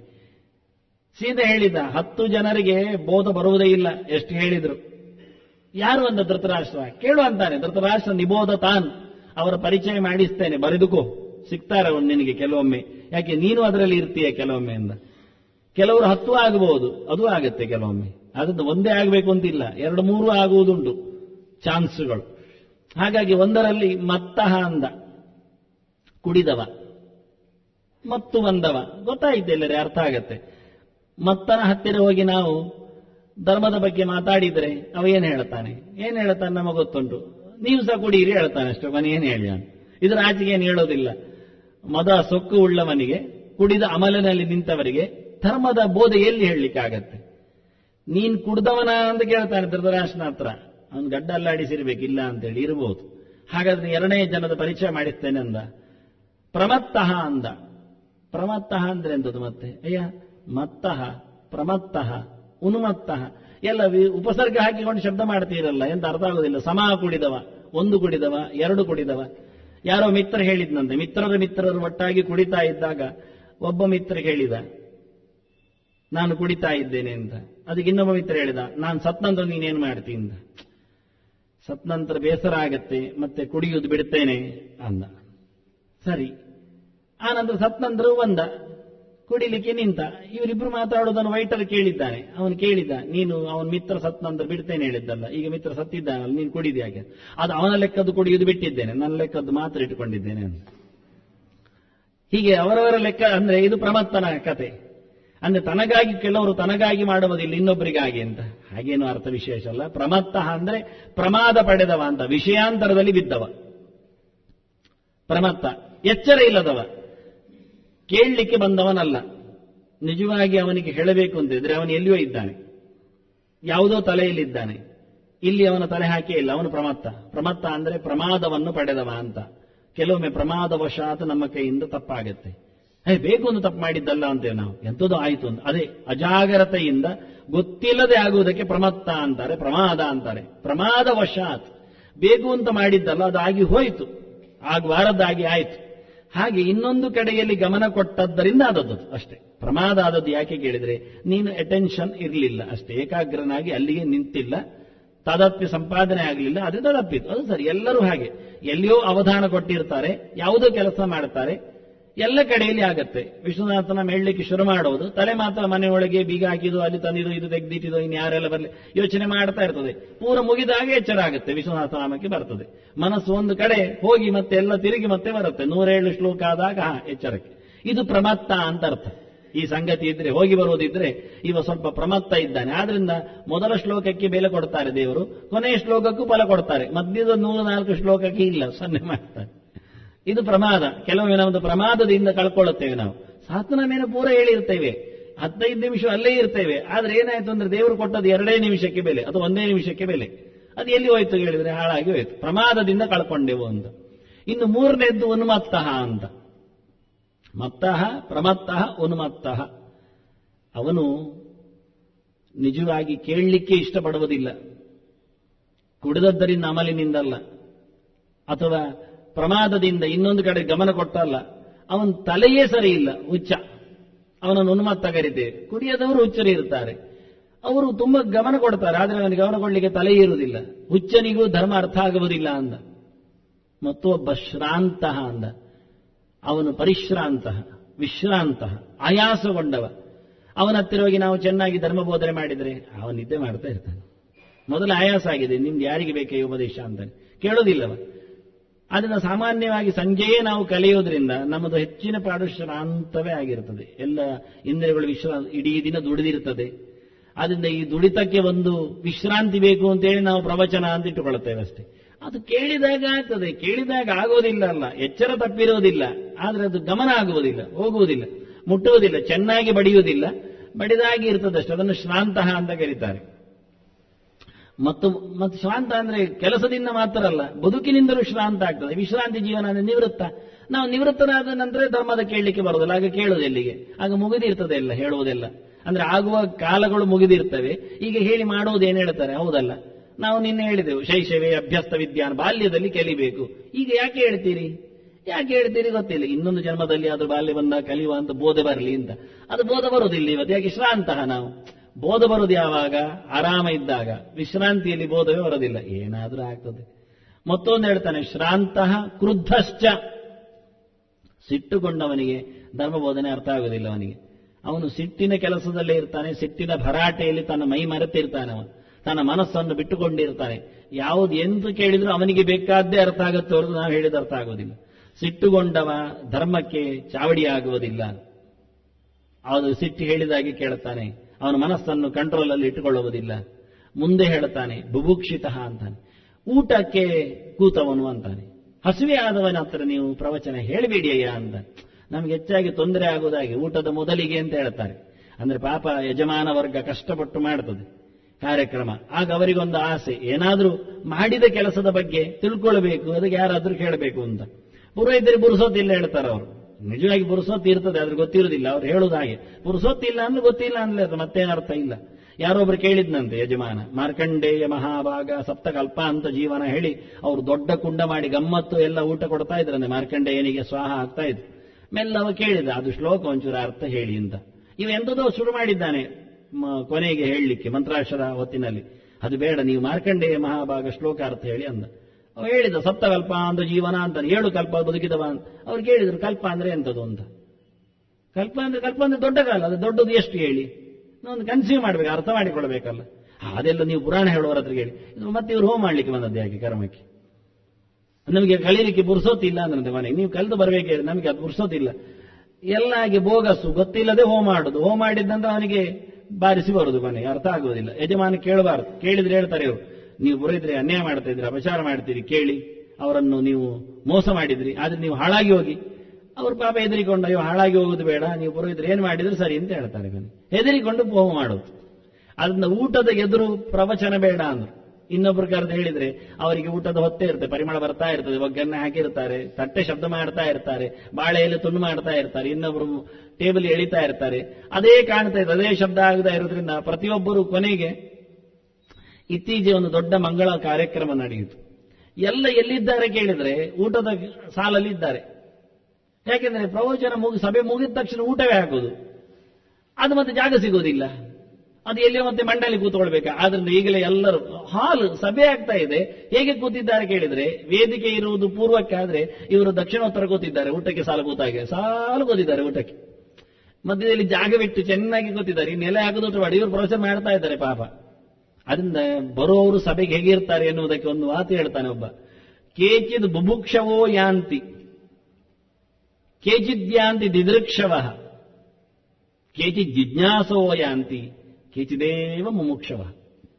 ಸುಧಾಮಂಗಳ ಗೌಜಿರ್ತದೆ ಎಂತ 4 ಗಂಟೆಗೆ ಊಟ, 10 ಭಕ್ಷ್ಯ ಭೋಜ್ಯ, 3 ದಿನ ಮತ್ತೆ ಕರಗುವುದಿಲ್ಲ ತಿಂದದ್ದು, ಅಷ್ಟು ಚೆನ್ನಾಗಿರ್ತದೆ. ಬಡಿಸುವುದಾಗಲಿ ಐಟಮ್ ಆಗಲಿ ಎಲ್ಲ ತುಪ್ಪದಲ್ಲೇ ಅದ್ದಿ ತೆಗೆದದ್ದೇ. ಹೌದು, ವಿಷಯ ಹೌದು. ಆದರೆ ಬಂದವರು ಹೇಗೆ ಇರ್ತಾರೆ ಕೇಳಿದರೆ, ಮಂಗಳಕ್ಕೆ ಅಲ್ಲಿ ಏನೋ ನಡೀತದೆ ಚರ್ಚೆ, ಹೇಗೋ ಮಾತಾಡ್ತಾರೆ. ಯಾವುದೋ ಒಂದು ವಿದ್ಯಾರ್ಥಿಯನ್ನು ಕೂತ್ಕೊಂಡು ಆನೆ ಓಡಿಸಿದಾಗೆ ಅಥವಾ ಜಿಂಕೆ ಓಡಿಸಿದಾಗೆ ದಿಗ್ಗಜಗಳು ಮಾತಾಡಿಸ್ತಾರೆ ಕೂತ್ಕೊಂಡು, ಹಾಗೋ ಹೀಗೋ ಅಂತ ತಲೆ ಕೆದರಿ ಅವನನ್ನು ಕಾಲ ಮೇಲೆ ತಲೆ ಕೆಳಗೆ ಎಲ್ಲ ಮಾಡ್ತಾರೆ, ಎಂಥದ್ದು ಮಾಡ್ತಾರೆ. ಇದು ಉಳಿದವರಿಗೆ ಎಂಥದ್ದು ಮಜಾ, ಎಂಥದ್ದು ಸರ್ಕಸ್ ಆಗ್ತಾ ಉಂಟು. ಟೇಬಲ್ ವೇದಿಕೆ ಮೇಲೆ ಎಂಥದೋ ವಿಷಯ ಹೇಳ್ತಾ ಇದ್ದಾನೆ ಹುಡುಗ, ಅವ್ರು ಕೇಳ್ತಾ ಇದ್ದಾರೆ, ಅವನು ಬಿಟ್ಟು ಕೊಡುದಿಲ್ಲ, ಚಪ್ಪಾಳೆ ಹಾಕ್ತಾರೆ. ಚಪ್ಪಾಳೆ ಹಾಕೋದು ಯಾಕೆಂದ್ರೆ ಅವನು ಹೇಳಿದ ಅಂತ ತಪ್ಪೋ ಸರಿಯೋ ಗೊತ್ತಿಲ್ಲ, ಚಪ್ಪಾಳೆ ಅಂತ ಹೊಡಿತಾರೆ ಇಷ್ಟೇ. ಆದ್ರಿಂದ ಹೆಚ್ಚಿನವರು ಬಂದದ್ದು ಕಾರ್ಯಕ್ರಮಕ್ಕೆ, ಸುಧಾಮಂಗಳಕ್ಕೋ ಧಾರ್ಮಿಕ ಸಭೆಗೋ ಪ್ರವಚನಕ್ಕೋ ಬಂದದ್ದು ಯಾಕೆ ಹೇಳಿದ್ರೆ, ಕೇಚಿದ್ ಬುಭುಕ್ಷವೋ ಯಾಂತಿ, ಊಟಕ್ಕೆ ಬಂದದ್ದು. ಇವ್ರಿಗೆ ಗೊತ್ತುಂಟು ಗರ್ದು ಊಟ ಉಂಟು ಇವತ್ತು ಅಂತ. ಆದ್ರಿಂದ ಊಟಕ್ಕೆ ಅದು ಅಲ್ಲ, ತಪ್ಪಲ್ಲ, ಬರಬೇಕು. ಅವ್ರು ಹೇಳಿದ್ದು ಹಾಗೆ, ಬನ್ನಿ ಊಟಕ್ಕೆ ಬನ್ನಿ ಅಂತಲೇ ಕರೆದದ್ದು. ಮತ್ತೆ ಇಲ್ಲಿ ಪ್ರವಚನ ಆಗಿದೆ, ಸಭೆ ಆಗಿದೆ. ಇವತ್ತಿನ ನಮ್ಮ ಎಲ್ಲ ದೊಡ್ಡ ದೊಡ್ಡ ಸಭೆಗಳು ನಡೆಯುದು ಹೀಗೆ, ಊಟದ ಗೌಜಿಯಲ್ಲೇ ಆಗ್ತದೆ. ಅದಕ್ಕೆ ಜನ ಸೇರ್ತಾರೆ. ಮೊನ್ನೆ ಕುಂಜಾರಿನಲ್ಲಿ 10-15 ದಿನ ಕಾರ್ಯಕ್ರಮ ಇತ್ತು. ಸ್ವಾಮಿಗಳ ಹತ್ರ ಕೇಳಿದೆ ಹೇಗಿತ್ತು ಅಂತ. ಗಮ್ಮತ್ತಾಗಿದೆ ಅಂದ್ರು. ಎಂತಂದ್ರೆ ಮಧ್ಯಾಹ್ನ 2-3 ಸಾವಿರ ಜನ ಊಟಕ್ಕೆ ಪ್ರತಿನಿತ್ಯ ಇದ್ರಂತೆ. ಸಂಜೆಗೆ ಕಾರ್ಯಕ್ರಮಕ್ಕೆ ಎಷ್ಟಿದ್ರು ಅಂತ, ಸಂಜೆ 150 ಅಂದ್ರು. ನಾನು ಕೂತಾಗ್ಲೇ ಹೇಳಿದ್ರು, ಇದು ಉಡುಪಿ ಅಲ್ಲ ಅಂದ್ರು. ಯಾಕೆ ಸ್ವಾಮಿ ಹೇಳಿದೆ, ಇಲ್ಲಿ ಹಳ್ಳಿಗರು ಒಂದು 50-20 ಜನ ಬರ್ತಾರೆ ಅಂದ್ರು. ಮತ್ತೆ ಮಧ್ಯಾಹ್ನ ಕೇಳಿದ್ರು, ಮಧ್ಯಾಹ್ನ 3000 ಬರ್ತಾರೆ ಅಂದ್ರು. ಆಗ್ಬೋದಂತ ತೊಂದ್ರೆ ಅಲ್ಲ, ನಡೆದಿದೆ. ಬ್ರಹ್ಮಕಲಶೋತ್ಸವ ಗೌಜಿ ಆಗಿದೆ, ಆಯ್ತಲ್ಲ. ಬೆಟ್ಟದ ಮೇಲೆ ನೀರು ಎಲ್ಲಿಂದ ತರಬೇಕವರು ಈ ಬೇಸಿಗೆ ಹೊತ್ತಿನಲ್ಲಿ 3000 ಜನಕ್ಕೆ ಊಟ ಗೌಜಿ ಆಗಿದ್ದಾರೆ. ನಮ್ಮವರು ಕೇಚಿದ್ ಬುಭುಕ್ಷವೋ ಯಾಂತ್, ಮೊದಲು ಬರುವವರೆಲ್ಲ ಊಟಕ್ಕೆ. ಮತ್ತೆ ಕೆಲವರು ಬರ್ತಾರೆ ಕೇಚಿದ್ ಯಾಂತಿ ದಿದೃಕ್ಷವ, ನೋಡ್ಲಿಕ್ಕೆ ಬರುವುದು ಕೆಲವರು. ಎಂತ ಮಾಡ್ತಾರೆ ನೋಡ್ಬೇಕು ಅಂತ. ಸಭೆ ಹೇಗೆ ಕಟ್ಟಿದ್ದಾರೆ, ಮಂಟಪ ಹೇಗೆ ಮಾಡಿದ್ದಾರೆ, ಚಪ್ಪರೆ ಹೇಗೆ ಮಾಡಿದ್ದಾರೆ, ಯಾರಿಗೆ ಕಾಂಟ್ರಾಕ್ಟ್ ಕೊಟ್ಟಿದ್ದಾರೆ, ನೋಡ್ಲಿಕ್ಕೆ ಬರುವವರು ಕೆಲವರು. ಅವ್ರಿಗೆ ನೋಡುದು ಮಾತ್ರ, ಅವರಿಗೆ ಮತ್ತೆಂತದ್ದು ಬೇಡ. ಗೌಜಿ ನೋಡ್ಬೇಕು, ಚಪ್ಪಲ ನೋಡ್ಬೇಕು, ಜನರು ಬಂದದ್ದು ನೋಡ್ಬೇಕು, ಯಾರೆಲ್ಲ ಬಂದಿದ್ದಾರೆ ನೋಡ್ಲಿಕ್ಕೆ ಇವ್ರು ಬರುದು. ಜನ ಮರಲೋ ಜಾತ್ರೆ ಮರಲೋ ಹೇಳೋದು ಅದಕ್ಕೆ. ಮತ್ತೆ ಕೆಲವರು ಕೆಜಿ ಜಿಜ್ಞಾಸವೋ ಯಾಂತಿ, ತಿಳಿಲಿಕ್ಕೆ ಬರುವವರು ಮತ್ತೆ ಕೆಲವರು ಮಾತ್ರ. ಎಂತ ಅಲ್ಲಿ ಆಗ್ತದೆ ಅಂತ ಕಿವಿ ಕೊಡ್ಲಿಕ್ಕೆ ಬರುವವರು ಕೆಲವೇ ಜನ. ಮತ್ತೆ ಅದರಲ್ಲಿಯೂ ಕೇಚಿದೇವ ಮುಮುಕ್ಷವ, ಈ ತತ್ವವನ್ನು ಅಳವಡಿಸಿಕೊಂಡು ಭಗವಂತನ ಅಪರೋಕ್ಷಕ್ಕೆ ನಾವು ತೆರಳಬೇಕು ಎನ್ನುವ ಎಚ್ಚರ ಆಗುವ ಮಂದಿ ಬಹಳ ಕಡಿಮೆ ಅಂತ. ಯಾರಿಲ್ಲ ಅಂತವ್ರು ಸಿಗುವುದೇ ಇಲ್ಲ. ಯಾವ ಮಂಗಳ ಕಾರ್ಯಕ್ರಮದಲ್ಲಿ ಅವರು ಇರುವುದೇ ಇಲ್ಲ, ಅವರಿಗೆ ಬೇಡವೇ ಬೇಡ ಅದು. ಹೀಗಾಗಿ ಬಹಳ ಚೆನ್ನಾಗಿದೆ. ಆದರೆ ನೀವು ಹೇಳಿದ ಬುಭುಕ್ಷಿತನ್ನ ಪ್ರತಿಭಾತಿ ಕಿಂಚಿತ್, ಹಸುವೆಯ ಹತ್ತಿರ ಇದ್ದವನಿಗೆ ಏನು ಕಾಣುವುದಿಲ್ಲ ಅಂದ. ಅವನಿಗೆ ನಾವು ಮೊದಲೇ ಹೇಳ್ತೇವೆ ಶತಂ ವಿಹಾಯ ಭೋಕ್ತವ್ಯಂ ಅಂತ. 100 ಕೆಲಸ ಇದ್ರು ಬಿಟ್ಟು ಮಾರಾಯ ಊಟ ಮಾಡೋದು. ಆದ್ರಿಂದ ಅವನು 100ರಲ್ಲಿ ಅಪ್ಪ ಅಮ್ಮ ಗುರು ವಿದ್ಯೆ ಎಲ್ಲ ದೇವರು ಇವರನ್ನೆಲ್ಲ ಇಟ್ಟುಕೊಂಡಿದ್ದಾನೆ. ಅವರು 5-6ರಲ್ಲಿ ಅವರೆಲ್ಲ ಬಂದಾಯ್ತು, ಇನ್ನು 100 ಉಂಟಲ್ಲ ಬಿಡ್ಲಿಕ್ಕೆ. ನೋಡಿ, ಅಷ್ಟು ಬಿಟ್ಟು ಊಟ ಮಾಡು ಅಂತ ನೀವೇ ಹೇಳಿದ್ರಿಂದ ಬಿಡ್ಲಿಕ್ಕೆ ಏನು ಕಷ್ಟ ಅಂದ. ಎಲ್ಲವನ್ನು ತೊರೆದು ಅಂದ್ರೆ ಪರಮ ವೈರಾಗ್ಯಶಾಲಿ ಅವನು ಊಟ ಮಾಡುವಾಗ. ಅಂತವನಿಗೆ ಧರ್ಮಬೋಧೆ ಮಾಡಬೇಡ ಅಂದ ಬುಭುಕ್ಷಿತ. ಮತ್ತೆ ತ್ವರಮಾಣಶ್ಚ ಅಂದ. ಈ ಗಡಿಬೇಡಿಯಲ್ಲಿ ಇದ್ದವನಿಗೆ ಪಾಠ ಅರ್ಥ ಆಗುವುದಿಲ್ಲ ಅಂದ್ರು. ಯಾವತ್ತು ನೋಡಿದ್ರು ಗಡಿಬಿಡಿ. ಇವತ್ತು 25 ಪುಟ ಆಯಿತು, ಇವತ್ತು 30 ಪುಟ ಆಗಲಿ, 40 ಪುಟ ಆಗಲಿ, ಈ ಗಡಿಬಿಡಿ ಮಾಡುವವನು ಯಾವತ್ತು ಉದ್ಧಾರ ಆಗುವುದಿಲ್ಲ ಅಂದ. ಇವ ತ್ವರಮಾಣಶ್ಚ, ಪ್ರತಿಯೊಂದಕ್ಕೂ ಗಡಿಬಿಡಿ. ಮೊದಲು ಗಡಿಬಿಡಿ ಬಿಡಿ ಅಂದ, ನಿಧಾನ ಆಗಲಿ ಅಂತಾನೆ. ಗಡಿಬಿಡಿ ಮಾಡುವವನಿಗೆ ಧರ್ಮ ಅರ್ಥ ಆಗುವುದಿಲ್ಲ. ಯಾಕೆ ಅವನಿಗೆ ಕಾಲದ ಮೇಲೆ ಸೆನ್ಸ್, ಅವನಿಗೆ ತಲೆ. ಅಯ್ಯೋ ಎಲ್ಲಿ ಸಮಯ ಆಯಿತು ಅಂತ ಹೇಳಿ ಸಮಯವನ್ನೇ ನೋಡ್ತಾ ಇರ್ತಾನೆ. ಸಮಯ ಅತೀತವಾಗಿ ಚಿಂತನೆ ಕೂತಾಗ ಮಾತ್ರ ಧರ್ಮ ಗಟ್ಟಿಯಾಗತ್ತೆ. 1 ಗಂಟೆಯಲ್ಲಿ ಮುಗಿಸಿ, 1 ದಿನದಲ್ಲಿ ಮುಗಿಸಿ, 1 ವಾರದಲ್ಲಿ ಮುಗಿಸಿ ಅಂದ್ರೆ ಅದು ಧರ್ಮಬೋಧೆ ಅಲ್ಲ ಅಂದ. ಅವನು ಯಾವತ್ತು ಅರ್ಥ ಆಗುತ್ತೋ ಅಲ್ಲಿವರೆಗೆ ಹೇಳುವುದೇ ಧರ್ಮ. ತ್ವರಮಾಣಶ್ಚ ಲುಬ್ಧಶ್ಚ, ಲೋಭಿಗೆ ಧರ್ಮ ಅರ್ಥ ಆಗುವುದಿಲ್ಲ ಅಂದ. ಯಾಕೆ? ಧರ್ಮ ಕೇಳಿದ ನಂತರ ಧರ್ಮದ ಪೂರ ಚೌಕಟ್ಟಿನಲ್ಲಿ ಏನಿರೋದು ಕೇಳಿದ್ರೆ ತ್ಯಾಗವೇ ಅರ್ಥ ಆಗಿರೋದು, ಎಂತಾದ್ರೂ ಬಿಡ್ಲಿಕ್ಕೆ ಬರ್ತದೆ. ಧರ್ಮಕರ್ಮ ಅಂದ್ರೆ ಅದೇ. ಹಾಗಾಗಿ ಲೋಭಿ ಧರ್ಮಕ್ಕೆ ಕಿವಿಯೇ ಕೊಡುವುದಿಲ್ಲ. ಅವ ಹೇಳ್ತಾನೆ, ನೀವು ಕೊನೆಗೆ ಬರೋದು ನನ್ನ ಹತ್ರ ಇಂಥ ದಶದಾನ ಕೊಡ್ಲಿಕ್ಕೆ ಅಲ್ವಾ. ಮೊದಲೇ ಹೇಳ್ತಾನೆ, ನೀವು ಹೋಗಿ ಮಾರ್ರೆ, ನಿಮ್ಗೆ ಎಂತ ಕೊಡೋದಿಲ್ಲ, ಎದ್ದು ಹೋಗಿ ಹೇಳೋದೇ ಬೇಡ ಅಂತಾನೆ. ಎಂತ ಹೇಳಲಿಕ್ಕೆ ಶುರು ಮಾಡಿದ್ರು ಕೊನೆಗೆ ಬರೋದು ಅಲ್ಲಿಗೆ ಅವ. ಪೈಸೆ ಬಿಡಿಸಬೇಕಾಗತ್ತಾ, ಆದ್ರಿಂದ ನಾನು ಕೇಳೋದಿಲ್ಲ ಅಂತಾನೆ. ನಿಮ್ದು ಯಾವುದು ಬೇಡ ಅಂತಾನೆ. ಎಂಥದ್ದು ಹೇಳೋದಿಲ್ಲ, ಯಾವ ವಿಷಯದಲ್ಲಿ ಇಲ್ಲ. ಅವನು ತನ್ನ ದೇಹದ ಧರ್ಮವನ್ನು ಕಾಪಾಡಿಕೊಳ್ಳಲು ತಲೆ ಹಾಕುವುದಿಲ್ಲ. ಯಾಕೆ? ಲೋಭಿ. ಕೋಟಿ ರೂಪಾಯಿ ಆಸ್ತಿ ಇದೆ ಮಾರೇರೆ, ಆದರೂ ಅವನು ಖರ್ಚು ಮಾಡ್ಲಿಕ್ಕೆ ಹೋಗುದಿಲ್ಲ. ಅವನ ದೇಹಕ್ಕೆ, ಆರೋಗ್ಯಕ್ಕೆ, ಉಳಿದಕ್ಕೆ ಬಿಡಿ. ಎಲ್ಲಿ ಪಾಪ ಹೇಗೋ ಅದು ಉಂಟು, ಸುಧಾರಿಸದೆ, ಸಾಯುವುದಲ್ಲ ಒಂದಿನ ಅಂತಾನೆ. ಅಂತ ಒಂದು ಪರಮಲೋಭಿ ಅವನು. ತೇನಾತ್ಮ ವಂಚಿತೋ ಧ್ರುವ. ಅವನನ್ನೇ ಮೋಸ ಮಾಡ್ತಾ ಇದ್ದಾನೆ. ಆಶ್ಚರ್ಯ ಆಗತ್ತೆ. ಅದನ್ನ ಲುಬ್ಧನಿಗೆ ಧರ್ಮಬೋಧೆ ಬರೋದಿಲ್ಲ ಅಂದ. ಭೀತಃ, ಇನ್ನೊಬ್ಬ ಹೆದರಿದವ, ಎಲ್ಲ ಕಡೆಯಿಂದ ಜರ್ಜರಿತನಾದವ, ಮಾನಸಿಕವಾಗಿ ಭಯಕ್ಕೆ ಬಿದ್ದವ, ಅಂತವನಿಗೆ ಧರ್ಮಬೋಧೆ ಆಗುವುದಿಲ್ಲ. ಇವತ್ತು ಪಾಕಿಸ್ತಾನದಲ್ಲಿ ಅಥವಾ ಜಮ್ಮು ಕಾಶ್ಮೀರಗಳಲ್ಲಿ ಜಪಕ್ಕೆ ಕೂತ್ಕೊಳ್ಬೇಕು ಅಂದ್ರೆ ಅವರಿಗೆ ಆಗುವುದಿಲ್ಲ. ಧರ್ಮಕರ್ಮ ಮಾಡಲಿಕ್ಕೆ ಆಗುವುದಿಲ್ಲ. ಯಾರು ಹೇಳಲಿಕ್ಕೆ ಆಗುವುದಿಲ್ಲ, ಹೆದರಿಕೆ ಆಗುತ್ತೆ. ಯಾರು ಬಂದು ಜುಟ್ಟು ಹಿಡಿದು ಹೊರಗಾಗಿ ಕತ್ತಿಯಿಂದ ತಲೆ ತೆಗಿತಾರೆ ಗೊತ್ತಿಲ್ಲ. ಬೊಬ್ಬೆ ಹೊಡ್ಕೊಂಡಿದ್ದವ ಪಾಕಿಸ್ತಾನದಲ್ಲಿ ಒಂದು ರಾಮ ಮಂದಿರ, ಮೂರ್ತಿ ನಿಡ್ಕೊಂಡು ಕೂತಿದ್ದ. ಅವನಿಗೆ ಶೂಟ್ ಮಾಡಿ ಎಳ್ಕೊಂಡು ಬಿಸಾಡಿಬಿಟ್ರು. ಅದರದ್ದು ಆರ್ನಮೆಂಟ್ ಇಲ್ಲ, ಕದ್ದು ಬಿಟ್ರು. ಹನುಮಂತ ಅವರ ವಿಗ್ರಹಗಳನ್ನೆಲ್ಲ ಹೊರಗೆ ತಂದಿಟ್ಟಿದ್ದಾರೆ ಅವರು. ಸುಮಾರು 10-20-30 ಫ್ಯಾಮಿಲಿ ಹೊರಗೋಯ್ತು. ಮಾತಾಡುವುದಿಲ್ಲ ಸರ್ಕಾರ, ಸುಮ್ಮನೆ ಇರ್ತದೆ. ಇದು ನಡೆದ ಘಟನೆಗಳು. ದೊಡ್ಡ ದೊಡ್ಡ ಪತ್ರಿಕೆಯಲ್ಲಿ ಮಾತ್ರ ತರ್ತಾರೆ ಇದನ್ನು, ಸಣ್ಣ ಸಣ್ಣ ಪತ್ರಿಕೆಗಳು ಇದನ್ನು ಗೋಷ್ಠಿ ಮಾಡೋದಿಲ್ಲ. ನಮಗೆ ಸಂಬಂಧಪಟ್ಟದ್ದಲ್ಲ ಅಂತಾರೆ. ಈ ಪಾಕಿಸ್ತಾನ ಬ್ಯಾಟಿಂಗ್ ಮಾಡಿದ್ರೆ ಬರೀತಾರೆ ಇಡೀ ಪುಟ, ಅದು ನಮಗೆ ಸಂಬಂಧಪಟ್ಟದ್ದಾಗ. ಅದು ಯಾವ್ಯಾವುದೇ ಆಡಿಕೊಳ್ಳಿ, ಏನೇ ಆಗಲಿ, ಅದರ ಇಡೀ ಚಿತ್ರ ಎಲ್ಲ ಹಾಕ್ತಾರೆ. ಎಂಥದಾಗುವುದಿಲ್ಲ. ನಿಜವಾದ ಒಂದು ಧಾರ್ಮಿಕವಾದ ನೋವನ್ನು, ಎಷ್ಟೋ ಫ್ಯಾಮಿಲಿಗಳಿಗೆ ತೊಂದರೆ ಆದದ್ದನ್ನು ಯಾರು ಬರೀದಿಲ್ಲ. ನಿಮ್ಗೆ ಬೇಕಾದ್ರೆ ನಾನು ಆ ನ್ಯೂಸ್ ತಂದು ಕೊಡುತ್ತೆ, ನೀವು ನೋಡ್ಲಿಕ್ಕಿಲ್ಲ, ನನಗೆ ಗೊತ್ತು. ಆ ಗಮನ ಕೊಡದ ನ್ಯೂಸ್ ಅದು ರೀಸೆಂಟ್ಲಿ ನಡೆದತ್ತು. ದೊಡ್ಡ ಸಂಗತಿಯೇ ಮಾಡುವುದಿಲ್ಲ ಯಾರು ಸಹ ಅದನ್ನು. ರಾಮ ಮಂದಿರವೇ ರಾಮ ಸೀತೆಯ ಹನುಮ ಮೂರ್ತಿಯನ್ನೇ ನಾನು ಕಂಡೆ. ಅದರ ಆಭರಣಗಳೆಲ್ಲ ಕದ್ದಿದ್ದಾರಂತೆ. ಮೂರ್ತಿಯನ್ನು ಮಾತ್ರ ಸ್ಥಾನಾಂತರ ಮಾಡಿ ಉಳಿಸಿಕೊಂಡಿದ್ದಾರೆ. 10-20 ಫ್ಯಾಮಿಲಿಯನ್ನು, ಜನರನ್ನೆಲ್ಲ, ಫ್ಯಾಮಿಲಿಯನ್ನು ಕೊಚ್ಚಿ ಹಾಕಿದ್ದಾರೆ ಅವರಿಗೆ. ಇದು ಇಂಥವರಿಗೆ, ಭೀತಿಗ್ರಸ್ತರಿಗೆ, ಭಯದಿಂದ ತುಂಬಿದವರಿಗೆ ಧರ್ಮಬೋಧ ಎಲ್ಲಿಂದ ಸಾಧ್ಯ ಉಂಟಂದ್ರೆ ಅವರು ಮಾಡಿದ್ದೇ ಧರ್ಮ. ಇಲ್ಲಿ ಗಟ್ಟಿ ಮಂತ್ರ ಹೇಳಲಿಕ್ಕಿಲ್ಲ, ಆಯಿತು. ಇಲ್ಲಿ ಮಂತ್ರವೇ ಹೇಳಲಿಕ್ಕಿಲ್ಲ, ಆಯಿತು. ಇಲ್ಲಿ ಸ್ನಾನ ಮಾಡಲಿಕ್ಕಿಲ್ಲ, ಆಯಿತು. ಇಲ್ಲಿ ಹೀಗೆ ಇರಬೇಕು, ಆಯಿತು ಕೊನೆಗೆ. ಆದ್ರಿಂದ ಭಯಗ್ರಸ್ತರಿಗೆ ಧರ್ಮದ ಪಾಠವೇ ಇಲ್ಲ. ಹೀಗೆ ಲುಬ್ಧಶ್ಚ ಭೀತಃ ಕಾಮೀಚ, ಕಾಮದ ಕಣ್ಣು ಇದ್ದವನಲ್ಲಿ ಧರ್ಮದ ಬೋಧೆ ಅರ್ಥ ಆಗುವುದಿಲ್ಲ. ಅದರ ಬೆನ್ನೆ ಹಿಂದೆ ಹೋದವನಿಗೆ, ಅತಿರೇಕಿಯಾಗಿ ನಿಂತವನಿಗೆ ಕಾಮಾತುರಾಣ ನಭಯಂ ಲಜ್ಜ, ಧರ್ಮದ ಪ್ರಶ್ನೆ ಇಲ್ಲ ಅಂತಾನೆ. ಹೀಗೆ ನೀನು ಯಾರಯ್ಯ ಅಂತ ಕೇಳಿದ. ಬಯಕೆಗಳ ಬೆನ್ನ ಹಿಂದೆ ಕೂತವನ, ನಿನಗೆ ಆದರೆ ಧರ್ಮಬೋಧೆ ಬರೋದಿಲ್ಲ. ನಿನ್ನ ಕಾಮಿ ಇದ್ದಿ, ಬಯಸ್ತಾ ಇದ್ದಿ, ನೆಲ, ಹೆಣ್ಣು, ದುಡ್ಡು ಎಲ್ಲ ನಿನಗೆ ಬೇಕಲ್ಲ, ಅದನ್ನಿಟ್ಟುಕೊಂಡು ಕೂತಿದ್ಯಲ್ಲ, ಅದು ನೀನು ಕಾಮಿ, ನಿನಗೆ ಧರ್ಮಬೋಧೆ ಇಲ್ಲ. ನೀನು ಭೀತ, ಎಲ್ಲಿ ಪಾಂಡವರು ಮುತ್ತಿಗೆ ಹಾಕಿ ನನ್ನ ಮಕ್ಕಳನ್ನು ಕೊಂದು ರಾಜ್ಯವನ್ನು ಕಬಳಿಸ್ತಾರಂತ ಹೆದರಿಕೆ ಇದೆ, ನಿನಗೆ ಧರ್ಮಬೋಧೆ ಇಲ್ಲ. ನೀನು ಲೋಭಿ, ಪರಮಲೋಭಿ, 5 ಊರು ಕೊಡುವುದಿಲ್ಲ ಆ ಮಕ್ಕಳಿಗೆ, ನಿನ್ನ ಮಕ್ಕಳಿಗೆ, ಧರ್ಮರಾಜಾದಿಗಳಿಗೆ ನೀನು ಕೊಡ್ತಾ ಇಲ್ಲ. ನೀನು ಲುಬ್ಧ, ನಿನಗೆ ಧರ್ಮ ಅರ್ಥ ಆಗುವುದಿಲ್ಲ. ನೀನು ತೊರಮಾಣ, ಗಡಿಬಿಡಿ ಮಾಡ್ತಾ ಇದ್ದಿ, ನಿದ್ದೆ ಬರುವುದಿಲ್ಲ. ವಿದುರ ಬೋಧನೆ ಕೊಡು. ಯಾವ ಕರ್ಮಕ್ಕೆ? ನೋಡು, 2 ಸತಿ ಹೊರಳಿ ನೋಡು, ಆಚೆ ಮಗ್ಗಲು ಬದಲಿಸಿ ನೋಡು, ಸ್ವಲ್ಪ ಹೊರಗೋಗಿ ಬಂದು ನೋಡು, ನೀರು ಕುಡಿದು ನೋಡು, ನಿದ್ದೆ ಬರಬಹುದು. ಯಾಕೆ ಗಡಿಬಿಡಿ? ತೊರಮಾಣಶ್ಚ, ಆಗುವುದಿಲ್ಲ. ನಿನಗೆ ಅರ್ಥ ಆಗ್ತಾ ಇಲ್ಲ. ನಿನಗೆ ಕೋಪ ಇದೆ, ಪಾಂಡವರ ಮೇಲೆ ಕೋಪ ಇದೆ. ಕಾಡಿಗೆ ಹೋಗಬಹುದಿತ್ತು, ಮುತ್ತಿಗೆ ಹಾಕ್ತಾ ಇದ್ದಾರೆ ಮತ್ತೆ ಅಂತ ಅವರ ಮೇಲೆ ಸಿಟ್ಟು ಮಾಡಿಕೊಂಡೆ. ನಿನಗೇನು ನಾನು ಬೋಧನೆ ಕೊಡ್ಲಿ ಅಂತಾನೆ. ನಿನಗೆ ತಿನ್ನುವ ಆಸೆ, ಚಪಲ, ಇಲ್ಲದಿದ್ರೆ ಇಷ್ಟು ಸತ್ತು ನಿನಗೆ ಬೇಕಾ? ಒಂದು 4 ಗ್ರಾಮ್ ಅವರಿಗೆ ಕೊಟ್ಟು ಬದುಕಬಹುದಲ್ಲ. ತಿನ್ನುವ ಚಾಪಲ ನಿನಗಿದೆ, ಅದು ನೀನು ಬುಭುಕ್ಷಿತ ಇದ್ದಿ, ನಿನಗೆ ಧರ್ಮ ಅರ್ಥ ಆಗುವುದಿಲ್ಲ. ನೀನು ಹುಚ್ಚ ಅಲ್ಲದೆ ಈಗ ಮಾಡ್ತಾರೆ ಯಾರಾದರೂ ಅಂತಾನ. ನಿನಗೆ ಎಲ್ಲಿಯೋ ತಲೆ ಉಂಟು, ನಾನು ಹೇಳಿದ್ದು ಕೇಳುತ್ತಾ ಇಲ್ಲ ನಿನಗೆ. ನೀನು ಕುಡ್ದಿರಬೇಕು. ಏನಲ್ಲದಿದ್ರು, ಏನು ಕುಡಿದ್ರು ನಿನಗೆ ಮದವೇ ಬರ್ತದೆ, ಸೊಕ್ಕೆ ಬರ್ತದೆ. ಯಾಕೆ? ಅರಸು ಮುಟ್ಟಿದ್ದೆಲ್ಲ ಹೆಂಡ, ಕಲಿ. ದುರ್ಯೋಧನನೇ ಕಲಿ ಇದ್ದಾನಲ್ಲ, ಮತ್ತೇನು? ಅವನು ಕೊಟ್ಟದ್ದು ಪೂರ್ತಿ ಕಲಿಯೇ ಇರುತ್ತೆ. ಅವನು ಹಾಲು ಕೊಟ್ಟರು ಅದು ವಿಷ. ಅಶ್ವತ್ಥಾಮನೆ ನೋಡಿ, ಹಾಲು ಕುಡಿಸಿ ಹಾಳು ಮಾಡಲಿಲ್ಲ ಅವ ತಲೆ. ಎಷ್ಟು ವಿಚಿತ್ರ ಆಗಿದೆ. ಅದರಿಂದ ಕಲಿಯ ಮನೆಯನ್ನೇ ಸಾಕಿದವ ನೀನು, ಮುಟ್ಟಿದ್ದೆಲ್ಲ ಹೆಂಡ ಅಂತಾನೆ, ಸುರೆ ಅಂತಾನೆ.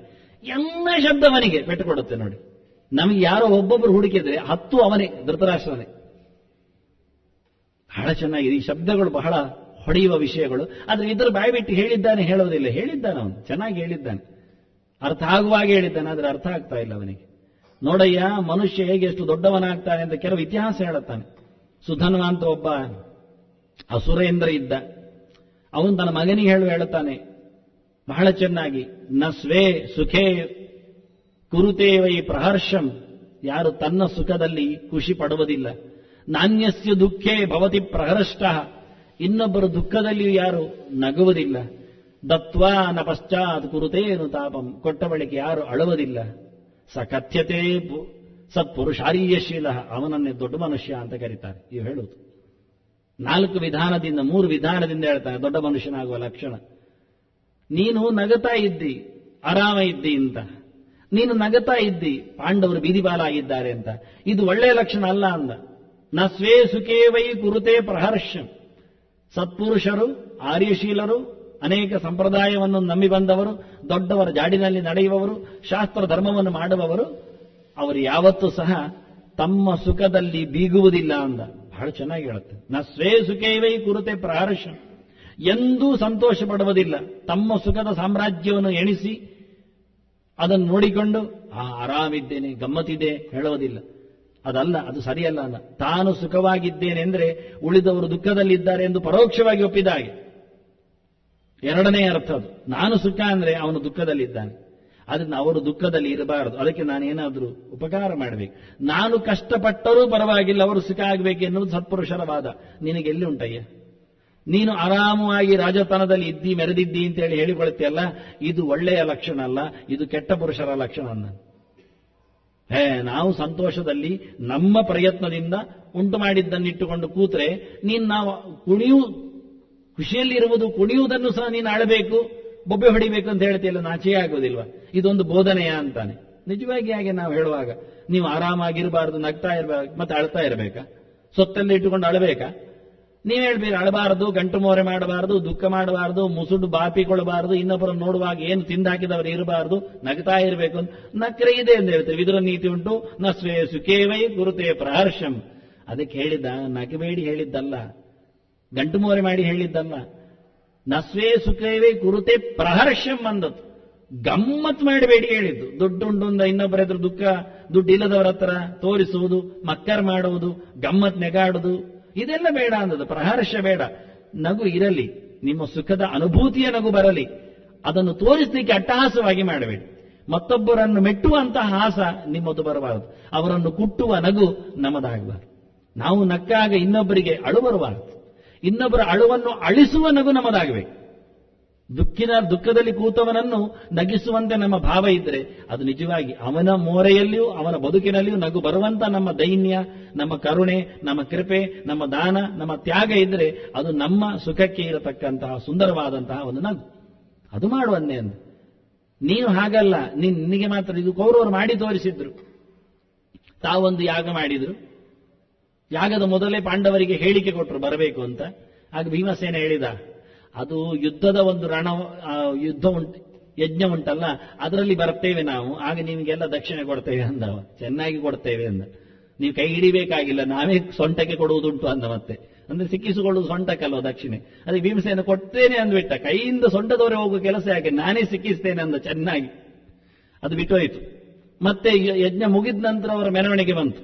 ಅವಭೃತದ ನಂತರ ಪಾಂಡವರ ಕೋಟೆ ಹತ್ತಿರ ಮೊದಲೇ ಧೃತರಾಷ್ಟ್ರ ಹೇಳಿದ, ಆಚೆ ಹೋಗಬೇಡಿ, ಸಿಂಹಗಳು ಉಂಟು ಅಂತ. ಇವುಗಳು ನರಿಗಳು, ನಾಯಿಗಳು ಆದ್ರೂ ಹೋದವು ಬೊಬ್ಬೆ ಹೊಡ್ಕೊಂಡು, ಸಿಕ್ಕಿಬಿದ್ದ, ಪೆಟ್ಟು ತಿಂದ್ಬಿಟ್ಟ ಕೊನೆಗೆ. ಆದ್ರಿಂದ ಇವರು ತಮ್ಮ ದೊಡ್ಡ ಸ್ಥಿತಿಯನ್ನು ತೋರಿಸಲಿಕ್ಕೆ, ರಾಜವೈಭವವನ್ನು ಮೆರೆಸಲಿಕ್ಕೆ, ಗಮ್ಮತ್ತು ಮಾಡಲಿಕ್ಕೆ ಹೊರಟು ಬಂದರು, ಪೆಟ್ಟು ತಿಂತು. ಅದನ್ನು ಹೇಳಿ ನಸ್ವೇ ಸುಖೇವೈ ಕುರುತೆ ಪ್ರಹರ್ಷಂ. ಖುಷಿಯಾದಾಗ, ದುಡ್ಡು ಬಂದಾಗ ಗಮ್ಮತ್ತು ಮಾಡಲಿಕ್ಕೆ ಹೋಗಬೇಡ. ಅದನ್ನು ದುಃಖದವರಿಗೆ ಹಂಚಿ ಸಂತೋಷವನ್ನು, ಸೈಲೆಂಟ್ ಸಂತೋಷ ಇದು. ಕೊಟ್ಟದ್ದು ಗೊತ್ತಾಗದೆ ಕೊಟ್ಟು ಖುಷಿಯಾಗೋದು, ಒಳಗಿಂದ ನಗೋದು. ಅವರಿಗೆ ನಾನು ಈ ಸರ್ತಿ ಬಹಳ ಕಷ್ಟದಲ್ಲಿದ್ದರೆ ಸಹಾಯ ಮಾಡಿದೆ, ಆರಾಮ. ಹೇಳಿಕೊಳ್ಳಿಕ್ಕಿಲ್ಲ, ತನಗೆ ಮಾತ್ರ ಗೊತ್ತು. ಇನ್ನೊಂದು ಹೇಳಿದ, ನಾಣ್ಯಸ್ಯ ದುಃಖೇ ಕುರುತೆ ಪ್ರಹೃಷ್ಟ ಭವತಿ ಪ್ರಹೃಷ್ಟ ಅಂತ.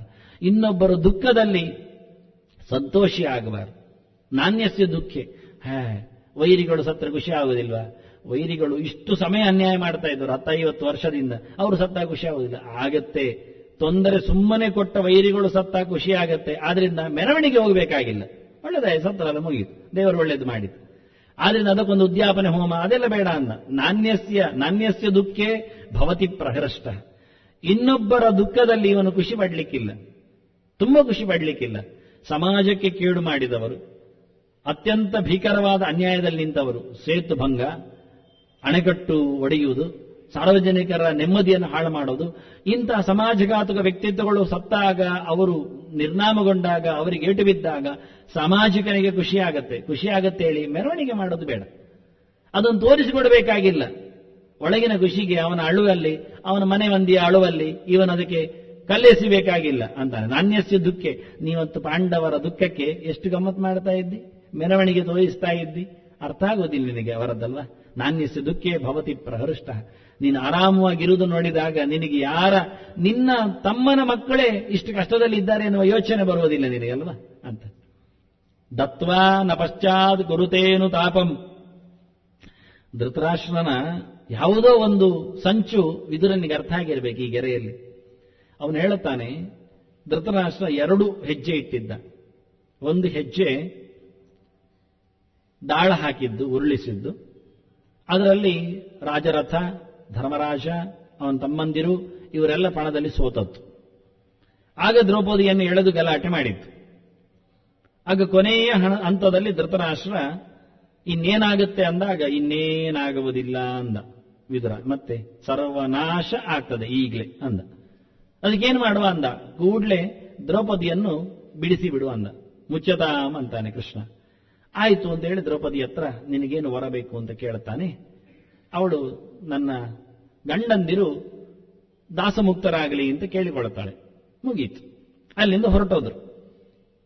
ಹೊರಟೋದಾಗಲೇ ದುಶ್ಯಾಸನ ಬಂದು ಧೃತರಾಷ್ಟ್ರನಿಗೆ ಹೇಳುತ್ತಾನೆ, ನಿನ್ ಕರ್ಮ ಅಂತಾನೆ. ಎಂತ, ನಾವು ಎಷ್ಟು ಕಷ್ಟಪಟ್ಟು ಸಂಪಾದನೆ ಮಾಡಿದ್ದು ನೀನೆಲ್ಲ ಬಿಟ್ಟುಕೊಟ್ಟಿಯಲ್ಲ ಅವರಿಗೆ ಹೋಗ್ಲಿ ಅಂತ. ತಲೆ ಸರಿ ಉಂಟ ನಿನಗೆ ಅಂತಾನೆ. ಕಷ್ಟೇನೋಪಾರ್ಜಿತಂ ದ್ರವ್ಯಂ ಸ್ಥವಿರೋ ನಾಶಯಿಷ್ಯತಿ ಅಂದ. ನಾವು ತುಂಬಾ ಕಷ್ಟಪಟ್ಟು ಒಟ್ಟು ಮಾಡಿದ್ದ ನೀ ಮುದುಕ ಧರ್ಮಕ್ಕೆ ದಾನ ಮಾಡಿದ, ಕೊಟ್ಬಿಟ್ಟ ಹೇಸಿಗೆ ಹಾಳಾಗ್ಲಿಕ್ಕೆ ಅಂತ ಕುರುಡನಿಗೆ ಬೈತಾವೆ, ಅಪ್ಪನಿಗೆ ಬೈತಾ ಇದ್ದಾರೆ. ಅವನ ಹೆಸರು ಹೇಳಿ ಧರ್ಮರಾಜ ಬಂದ ದಾಡ್ಲಿಕ್ಕೆ. ಇವ ಕರೆದ ಬರುವುದಿಲ್ಲ. ದೊಡ್ಡ ಅಪಕರದ ಅಂತ ದೊಡ್ಡ ಮನಸ್ಸು ಮಾಡಿ ಬಂದ ದಡ್ಡ ಧರ್ಮರಾಜ, ಸಿಕ್ಕಿಬಿದ್ದ. ಈಗ ಮತ್ತೆ ಪುನಃ ದುಶ್ಯಾಸನ ಬಂದು ಬೊಬ್ಬೆ ಹೊಡಿತಾನೆ, ನೀನೊಬ್ಬ ಕರ್ಮ ಮುದುಕ ಮಾರ, ಎಷ್ಟು ಕಷ್ಟ ಆಯ್ತು ನಾವು ಸಂಪಾದನೆ ಮಾಡಲಿಕ್ಕೆ, ಹಾಳು ಮಾಡಿದ್ದೆಲ್ಲ. ಇವನಿಗೆ ತಲೆ ತಿರುಗಲಿ ಶುರುವಾಯಿತು. ಮತ್ತೇನ್ ಮಾಡೋದು, ಕರೀನೊಮ್ಮೆ ಕರಿ ಅಂತಾನೆ. ಅವ್ರು ಹೋಗಿ ಆಯ್ತು. ಈಗ ನಮಗೆ ವರ್ತಮಾನ ಬರ್ತಾ ಇದೆ, ಅವನು ತಿರುಗಿಸ್ತಾ ಇದ್ದಾನೆ ಗದೆ, ಇವ ಬಿಲ್ಲು ಎಳಿತಾ ಇದ್ದಾನೆ ಅಂತ. ಅವರು ಹೋದ್ರೆ ಬಿಡುವುದಿಲ್ಲ, ನಮ್ಮನ್ನು ಅಪ್ಪಚ್ಚಿ ಮಾಡ್ತಾನೆ. ಕೂಡ್ಲೆ ಕರೆದವರನ್ನು ಸೋಲಿಸಿ ಬಿಡಬೇಕು. ಬೇಡ ದಮ್ಮಯ್ಯ ಬೇಡ, ಈಗಲೇ ಆಯ್ತು, ಇನ್ನೊಂದು ಆಗತ್ತೆ ನಮಗೆ ಅಂದ ಧೃತರಾಷ್ಟ್ರ. ಈಗ ಎಂಥದೂ ಇಲ್ಲ, ಒಂದೇ ದಾಳ ಉರುಳಿಸುವುದು, ಒಂದೇ ಪಣ. ಸೋತವರು 12 ವರ್ಷ ಕಾಡಿಗೆ, ಮತ್ತೊಂದು ವರ್ಷ ಅಜ್ಞಾತವಾಸ ಮಾಡಲಿಕ್ಕೆ, ಹೀಗೆ ಮಾಡಿಕೊಳ್ಳೋದು. ಅವರು ಸೋಲುವುದು ಖಾತ್ರಿ, ಮತ್ತೆ ನಮ್ಮ ವಿಷಯ ಬೇಡ, ಶುರು ಮಾಡುವುದಂದ. ಆಯ್ತು ಅಂತ ಧೃತರಾಷ್ಟ್ರ ಕರೆದು. ದತ್ವಾ ನ ಪಶ್ಚಾತ್ ಗುರುತೇನು ತಾಪಂ. ಈಗ ಧೃತರಾಷ್ಟ್ರನಿಗೆ ಅಯ್ಯೋ ಯಾಕೆ ಕೊಟ್ಟು ಬಿಟ್ಟೆ ಅಂತ ಬೇಜಾರು ಶುರುವಾಗಿದೆ. ಅವ್ರಿಗೆ ಕೊಟ್ಟದ್ದಕ್ಕಲ್ಲ, ಇಷ್ಟೇ ಪಣದಲ್ಲಿ ಬಿಟ್ಟದ್ದು ನಾವು. ಆಗ್ಲೇ ಒಂದೇ ಸರ್ತಿ ಕವಳಿಸಿ ಮುಗಿಸಿಬಿಟ್ರೆ ಇಲ್ಲ ಅಂತ ಆಗ್ತಿತ್ತಲ್ಲ. ಏನಿಲ್ಲ, ನಮ್ಮ ದಾಸರು, ನಾನು ದ್ರೌಪದಿಗೆ ಅವರ ಅದಾಸರಾಗಲಿ, ಅವರ ಸಂಪತ್ತು ಅವರಿಗೆ ಸಿಗಲಿ ಅಂತ ಹೇಳಿಬಿಟ್ಟೆ, ಆದ್ರೆ ನಾನೀಗ ಸಿಕ್ಕಿಬಿದ್ದೆ ಅಂತ ಅವನ ತಲೆಯೊಳಗೆ ತಿರುಗ್ತಾ ಉಂಟು. ಮೊದಲ ಒಂದು ದ್ಯೂತವೇ ಮುಗಿದೋಗಿದ್ರೆ ಈ ಅನುದ್ಯೂತವೇ ಬೇಡಿತ್ತು. 2ನೇ ದ್ಯೂತದಲ್ಲಿ ಸಣ್ಣ ಪಣ, 12 ವರ್ಷ ವನವಾಸ, 1 ವರ್ಷ ಅಜ್ಞಾತವಾಸ. ಮುಗಿದ್ರೆ ಅಂದಿಲ್ಲ, ಅಲ್ಲಿ ಸಿಕ್ಕಿಬಿದ್ರೆ ಸರಿ, ಮುಗಿದ್ರೆ ಕೊಡಬೇಕು ವಾಪಸ್ಸು, ಪಣ ಮುಗಿಯಿತು. ಈಗ ಈ ಪಣ ಮುಗಿಯಿತು ಅಂತ ಅವನಿಗೆ ಬೇಜಾರು. 12 ವರ್ಷದಲ್ಲಿ ಅವರು ಸಾಯಲೂ ಇಲ್ಲ, ಪ್ರಾಣಿ ತಿಂದು ಅಜ್ಞಾತವಾಗಿ ಸಿಕ್ಕಿಬಿದ್ದು ಮತ್ತೆ ಹೋಗ್ಲಿಕ್ಕೆ ಆಗಲಿಲ್ಲ. ಅವನ ಲೆಕ್ಕ ಹಾಗೆ, 12 ವರ್ಷದಲ್ಲಿ ಪಾಂಡವರು ಏನಾದರೂ ಸಾಯ್ತಾರೆ ಅಂತ, ಕಾಡು ಪ್ರಾಣಿಗಳು ತಿಂದು ಹಾಕ್ತಾವ ಅಂತ ತಿಳ್ಕೊಂಡ. ಆಗಲಿಲ್ಲ. ಅವನ ಮಗನನ್ನು ಕೊಂದದ್ದಕ್ಕೆ ಕಿರಿಮೀರ ಅಲ್ಲೇ ಇದ್ದ, ಅವನು ಮುಗಿಸ್ತಾ ಅಂತ ತಿಳ್ಕೊಂಡ. ಆಗಲಿಲ್ಲ. ಇವರೆಲ್ಲ ಸತ್ತವರು ಏನು ಮಾಡಲಿಲ್ಲ ಅವನಿಗೆ. 1 ವರ್ಷದಲ್ಲಿ ಅಜ್ಞಾತವಾಸದಲ್ಲಿ ಆದರೂ ಸಿಕ್ಕಿಸಿ ಮತ್ತೆ 12 ವರ್ಷ ದೂಡುವ ಅಂತ ಮಾಡಿದ, ಸಾಧ್ಯ ಆಗಲಿಲ್ಲ. ಹೀಗಾಗಿ ದತ್ವಾನ ಪಶ್ಚಾತ್ ಅವನಿಗೆ ಅನುತಾಪ. ಯಾರತ್ರ ಹೇಳ್ತಾ ಇರಬೇಕು ಧೃತರಾಷ್ಟ್ರ ಕೂತು, ನಾನು ಮೊದಲ ಸರಿ ಬಿಟ್ಟದ್ದೇ ತಪ್ಪಾಯಿತು, ಬಿಟ್ಟದ್ದೇ ಹೆಚ್ಚು ಕಮ್ಮಿ ಆಯಿತು, ಈಗ ಅವರ ಅದಕ್ಕೆ ಬಂದು ಯುದ್ಧಕ್ಕೆ ಅಂತ. ಇದನ್ನು ಯೋಚನೆ ಮಾಡುವುದಕ್ಕೆ ಇವನು ಹೇಳಿದ, ದತ್ವಾನ ಪಶ್ಚಾತ್ ಕುರುತೇನು ತಾಪಂ. ಯಾರು ಕೊಟ್ಟ ಬಳಿಕ ಅಯ್ಯೋ ಕೊಟ್ಟೆಯ ಹಾಯ್ಲಾಯ್ತಲ್ಲೋ ಒಂದು ಯೋಚನೆ ಮಾಡ್ತಾನೆ, ಅಂತವನು ಒಳ್ಳೆಯವನಲ್ಲ. ನೀನು ಕೊಟ್ಟವ ಇಸ್ಕೊಂಡಿದ್ದೀಗ, ಹಿಂದೆ ತಿರುಗಿಸಿದಿ, ಕೊಟ್ಟೆಯಲ್ಲ ಅವತ್ತು. ಇವತ್ತು 12 ವರ್ಷದ ನಂತರ ಕೊಡ್ತೇನೆ ಹೇಳಿದಲ್ಲ, ಕೊಟ್ಟು ಬಿಡು, ಯಾಕೆ ಇಟ್ಕೊಳ್ಳುವುದಂದ. ನೀನು ಯಾಕೆ ತಾಪ ಪಡ್ತಾ ಇದ್ದಿ, ನಿದ್ದೆ ಯಾಕೆ ಮಾಡ್ತಾ ಇಲ್ಲ ಕೇಳ್ತೇನೆ. ಅನುತಾಪ ಅಂದ್ರೆ ನಿದ್ದೆ ಬಿಟ್ಟು ಬೊಬ್ಬೆ ಹೊಡೆಯುದು. ಯಾವ ಕರ್ಮಕ್ಕೆ? ನೀನು ಒಳ್ಳೆಯವನಾಗಯ್ಯ, ಸತ್ಪುರುಷ ಆರ್ಯಶೀಲ, ನಿಜವಾಗಿ ಒಳ್ಳೆಯ ವಂಶದಲ್ಲಿ ಬಂದವ, ವ್ಯಾಸರಿಂದ ಸೃಷ್ಟಿಯನ್ನು ಪಡೆದವ, ಗುಣವಂತಿಕೆಯನ್ನು ಹೊತ್ತು ನಿಂತವ, ನಿಜವಾದ ಧೃತರಾಷ್ಟ್ರ. ದೇಹವನ್ನು ಹೊತ್ತುಕೊಂಡು ಸಾಧನೆಯಲ್ಲಿ ಎತ್ತರವನ್ನು ಪಡೆಯುವ ಯೋಗ್ಯತೆ ಉಳ್ಳವ. ಅಂತ ಒಳ್ಳೆಯ ಧರ್ಮರಾಜನಿಗೆ, ಗುಣವಂತನಿಗೆ, ನಿನ್ನದೇ ಮಗನಿಗೆ, ನಿನ್ನನ್ನು ಇಷ್ಟಪಡುವವನಿಗೆ, ನಿನ್ನ ಶಿಷ್ಯನಾಗಿ ನಿಂತವನಿಗೆ, ದಾಸನಾಗಿ ಬಂದವನಿಗೆ, ಅಪ್ಪ ಅಂತ ಕರೆಯುವವನಿಗೆ ಕೊಡಯ್ಯ. ಅವನು ರಾಜನಾಗಲಿ, ಅವನು ರಾಜನಾದ್ರೇನೆ ನೀನು ಒಳ್ಳೆಯವನನ್ನು ಅನಿಸಿಕೊಳ್ಳತೀಯ. ನಿನಗೆ ಒಳ್ಳೆಯ ಶೀಲ ಇದೆ, ವೃತ್ತ ಇದೆ, ಪರಂಪರೆ ಇದೆ ಅಂತ ಅರ್ಥ ಆಗುತ್ತೆ. ಮಾಡಯ್ಯ, ಬಿಟ್ಟುಕೊಡಯ್ಯ ಅಂತ ಮತ್ತೆ ಮತ್ತೆ ಮಾತಿನ ಮಧ್ಯದಲ್ಲಿ ಇದನ್ನು ಪ್ರತ್ಯಕ್ಷವಾಗಿ ಯಾವುದೋ ಶಬ್ದದಿಂದ ಅಲ್ಲ, ಧೃತರಾಷ್ಟ್ರ ಅಂತ ಕರೆದೇ ರಾಜ್ಯ ಕೊಡು ಧರ್ಮರಾಜನಿಗೆ, ಅವನು ಯೋಗ್ಯ ರಾಜನಾಗಲು ಎನ್ನುವ ಮಾತನ್ನು ಮತ್ತೆ ಇದರಲ್ಲಿ ಹೇಳಿದ್ದಾನೆ. ಶ್ರೀಕೃಷ್ಣ ಅರ್ಪಣಮಸ್ತು.